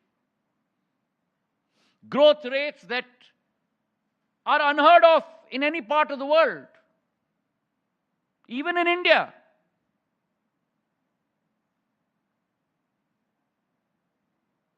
We are 600, 700 basis points ahead of the world, growing at 7.5%, 8% GDP.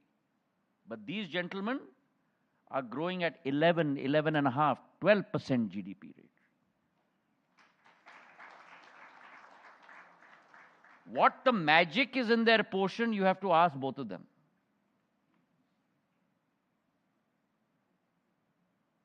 But what is very clear is they are like captains of their ships, giving very clear direction of where they want to be in.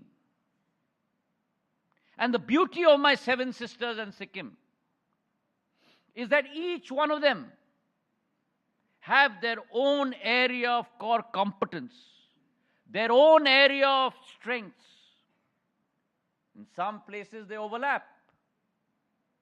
And where they overlap, they will compete amongst themselves. They will compete for capital. They will compete for opportunity. But they have very clear verticals where they specialize. And the single point that I want to put across to all of you is don't look at them as only being areas within India that you are investing. Why? Because when the sun rises on our country, when the sun rises on Bharat Mata, the first rays don't fall on Bombay. They do not fall on Delhi. They do not fall on Bengaluru. They do not fall on Chennai. If the sun rises, it rises from the last village of Arunachal Pradesh. That is the potential that the Northeast today represents to all of you. It is the gateway to the global South. Your investment in the Northeast provides you not only a huge market within India, but provides you access to Myanmar, to Bangladesh, to Nepal, to Bhutan, to Laos, to Cambodia, to Malaysia, to Singapore. All of those markets, mind my words, in the next decade will be present in the Northeast. And that's the kaleidoscope with which you have to look. And the reason why I insisted, and I must apologize to Manak Saha Sahab and to Conrad Sangmaji. Manak Saha Sahab has left important meetings in Tripura and come here. Conrad ji has left his family and come here for the rest of his family in Meghalaya. But I believe in the entrepreneurial and innovative capabilities of my Mumbai. The soil that I have known for more than 20 years of my life. And what I want to accomplish today is not purely a transaction. Yes, we have signed 38,000 crores of MOUs between Hyderabad and Bengaluru. Yes, many people have come forth when we have started this investor roadshow. But what I want to achieve in Mumbai is I want to form a bridge between the vibrancy and the resilience of businesses and investors and minds and ignited hearts of my Mumbai and the huge potential that lies in my Northeast in these 8 states. You believe in first mover advantage. Today you have a presentation of first mover advantage in the Northeast. You believe in going to an area which has huge human resource potential.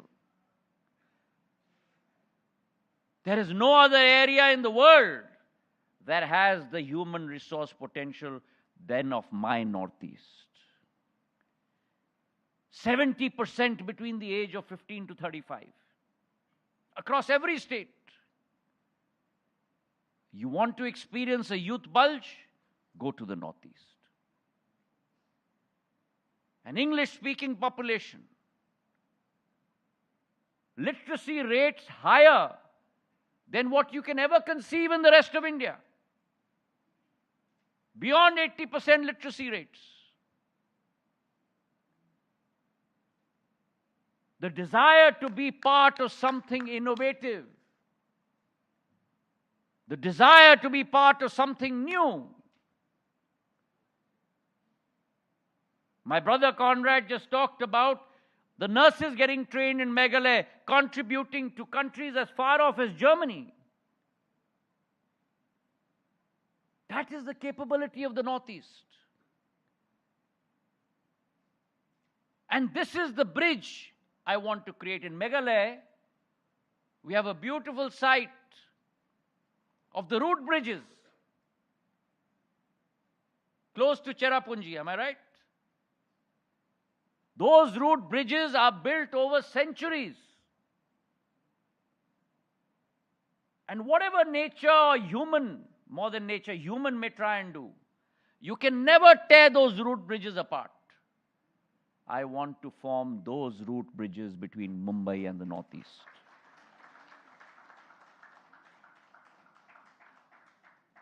And there are huge areas of opportunity. My Joint Secretary has given a very educative presentation. 5,500 kilometers of national highways built.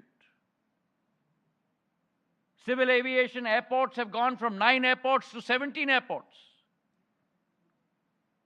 I had resolved as civil aviation minister that I will convert the advanced landing grounds in Arunachal into airports. And Pasighat, Zero, multiple airports have been built there today. We had 1,000 ATMs per week, air traffic movements per week. In 10 years, Prime Minister has made it 1,950 air traffic movements per week to the Northeast.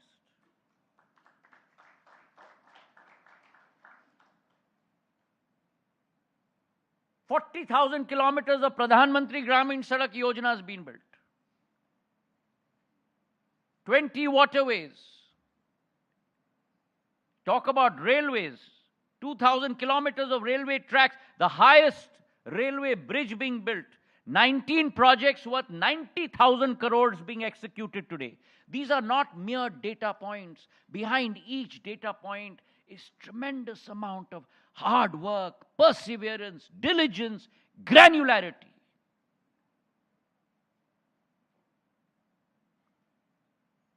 And therefore, the Northeast today, from an infrastructure point of view, from a human resource point of view, from a nature's point of view,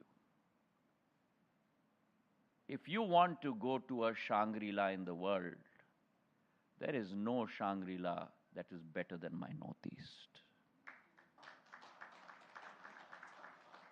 My brother Conrad invited me just now to the Cherry Blossom Festival.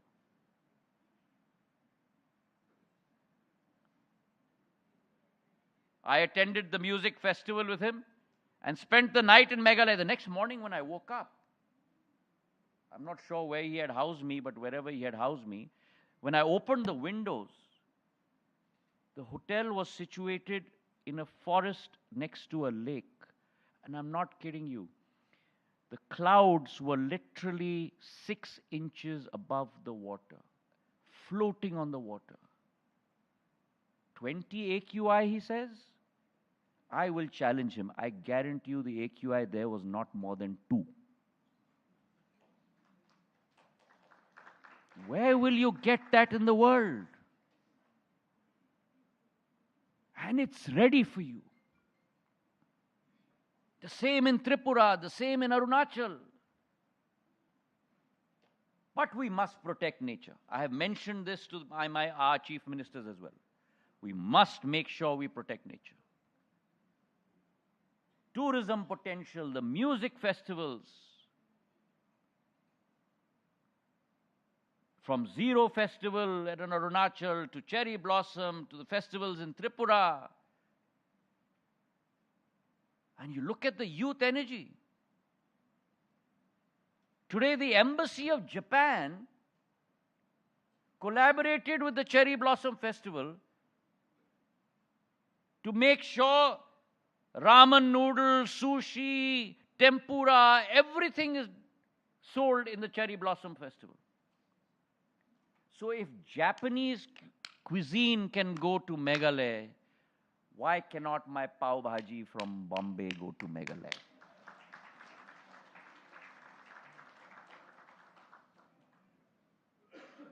Why cannot my dal bahafla from Jhabua, Madhya Pradesh go to Meghalaya?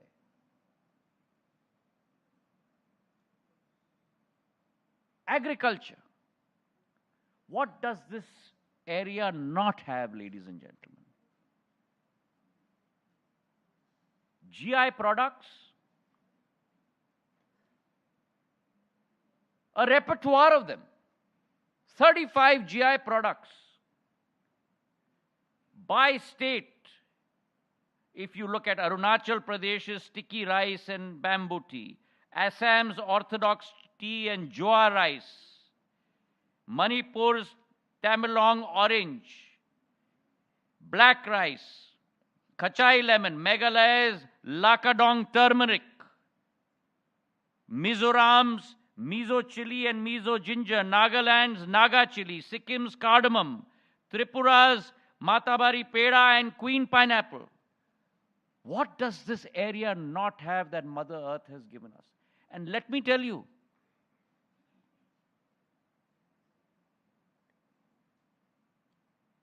Conrad G talked about food processing. If you're not there, it's going to get too late. Why? Because as Civil Aviation Minister, I had put in place Krishi Udan. My chilies from Nagaland, I was flying out under civil aviation to Dubai. My queen pineapple from Tripura, I was flying out to Germany.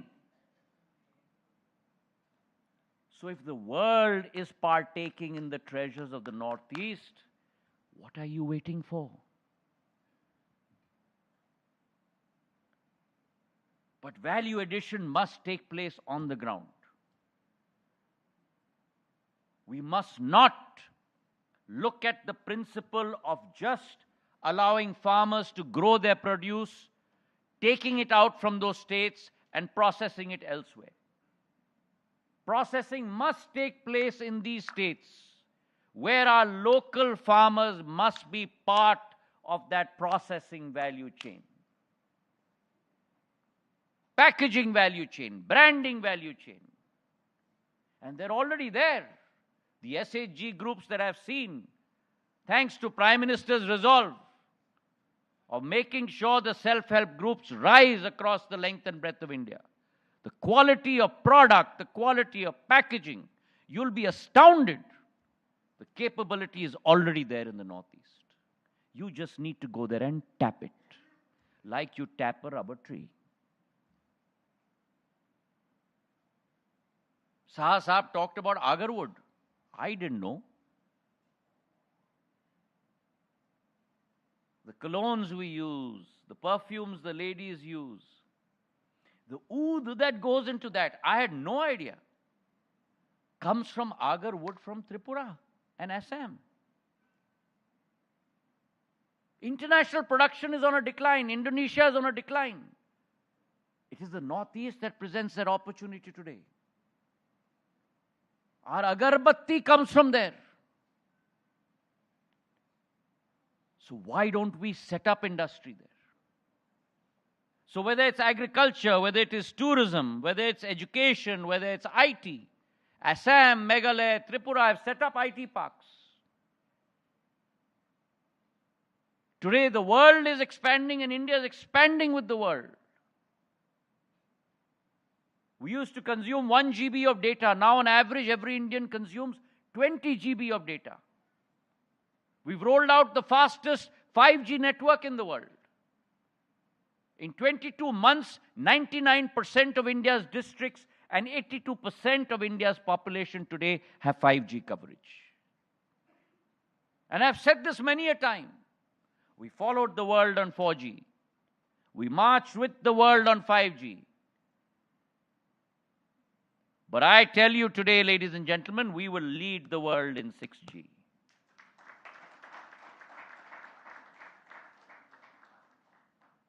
But that will require a huge demand for data centers. And the Northeast is a great area to set up those data centers. The software, the engineering capability in the Northeast is par excellence. I've just tied up with the Northeast, with South India, with Chennai, for animation capability. All the Hollywood movies, Avatar and all these movies, the back end of that animation took place in India. And there's a huge storehouse of that capability in the youth of the Northeast. We are tying up today with all Indian companies that are in animation to set up their centers in the Northeast. Not to employ our Northeast brothers and sisters in their companies in the South, but we must set it up in the Northeast, create value in the Northeast. Sports is another area. But I have requested all chief ministers, we must not only look at creating hard assets, not only brick and mortar, but the training capability as well. And I'm glad that John Abraham today has been invited in Meghalaya. But Meghalaya today produces the Navratnas in the sporting area for Bharat Mata. Your Baijung Bhatia, your Mary Kom, your archers, all produced today from the Northeast. Renewable energy is another huge area. Hydro potential in our country, 56 gigs solely from the Northeast. That's the potential of the Northeast. I used to be power minister. 56 gigs, 56,000 megawatts. Today, what is being actually produced in the Northeast? Only 2,500 megawatts. And 5,000 megawatts under work. Huge opportunity there in renewable power. Semiconductor is being set up in Assam. The Tatas have moved there. 27,000 crores worth of investment going into Assam. We will be providing maximum number of chips to the world from the Northeast in the next 5 years. Tourism and hospitality, both the chief ministers have spoken about that. I am working hand in hand with them. We in the donor ministry have identified a tourism circuit for every state. One site. We don't want to be jack of all trades and master of none. We've identified one site for every state. Sora in Meghalaya, Matabari in Tripura, where we will focus on creating quality, not quantity. Quality experiences. And today, people are willing to travel.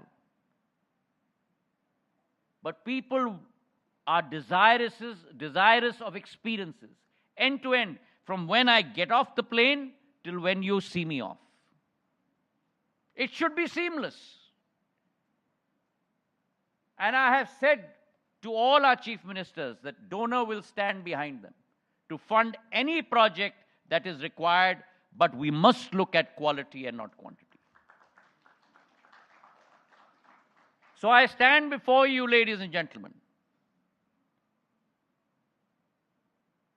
I stand before you as a messenger.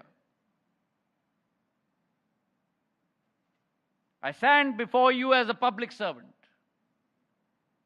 I stand before you as a partner.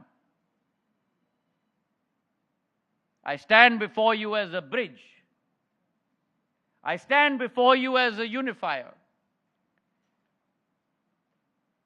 I stand before you bringing the opportunity to you. The Prime Minister has a huge vision for the Northeast. The Prime Minister is committed to the Northeast. Our chief ministers will stand by you and your investments.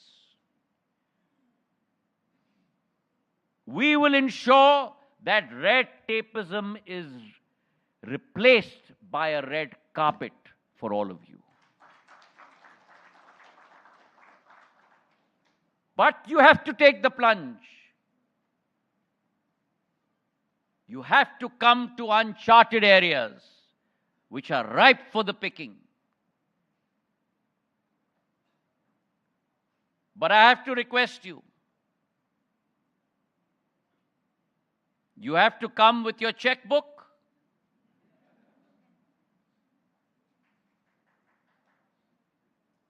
but you have to also come with your heart.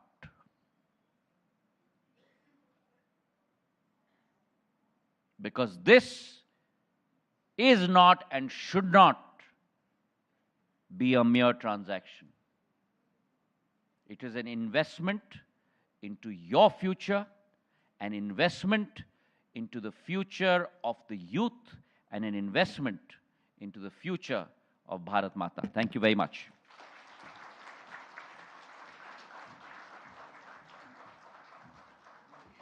Thank you for the inspiring guidance to surge ahead. And now, the vote of thanks will be delivered by Shri Muang Tunglut, Joint Director, Ministry of Donor.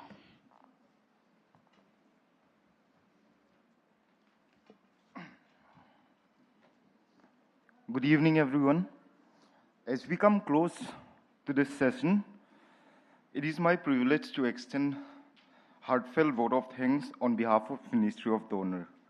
Firstly, I would like to express our deep gratitude to Honorable CM of Tripura, Dr. Manik Saha, and Honorable CM of Meghalaya, Shri Conrad Sangma. Sirs, by not only being present here, but also by addressing the gathering, this shows that the importance and the strength of leadership that the Northeast needs to achieve its potential. The commitment to promoting sustainable development and economic opportunity for the Northeast is both inspiring and essential to the success of this investment summit. Our sincere thanks to our Honorable Union Minister of Donor, Sri Jyotiraditya Scindia. Sir, your vision and unwavering dedication to the development of the Northeastern region has been instrumental in driving this initiative forward. Your keynote address today underscored the tremendous potential of this region and inspired us to explore ways to contribute to its growth story. We are truly honored by your leadership and commitment to building a prosperous future for the Northeast India. I would like to give special thanks to Sri Chanchal Kumar, Secretary, Ministry of Donor, for highlighting the tremendous potential this Northeast region have. A special thanks to Ms. Mona Lisa Das, Joint Secretary, Ministry of Donor, for delivering the theme presentation on the advantages and investment opportunity in the Northeastern region. I would like to extend my sincere appreciation to the state government of the Northeastern states. Your presence and contribution today are invaluable, as each of you represent the unique strength and aspiration of your respective states. By working together and presenting the investment opportunity in each state, you are playing a crucial role in ensuring Northeast potential is recognized on a national as well as international scale. I would also like to recognize FICCI and Invest India for their active and valuable contribution to making the roadshow success. A special thanks to investor and industrial representatives who are present here today. Your presence reflects a shared commitment for developing the Northeastern region, and your interest in exploring this region is key to realizing its full potential. We look forward to seeing partnership and collaboration that will emerge from your engagement here. Thank you once again to everyone.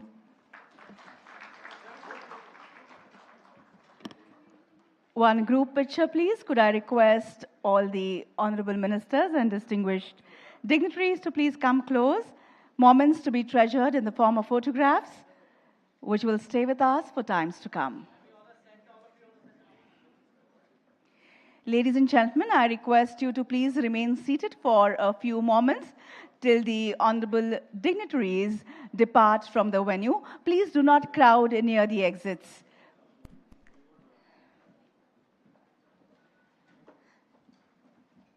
Thank you. Thank you for your cooperation. You may now proceed for dinner that has been arranged towards the rear end of the crystal room. Please do not crowd near the stage exit.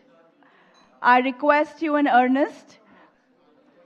You may now proceed for dinner that has been arranged towards the rear end of this hall. Thank you all for being a wonderfully lovely audience. This is Manasi taking your leave. Have a pleasant evening ahead.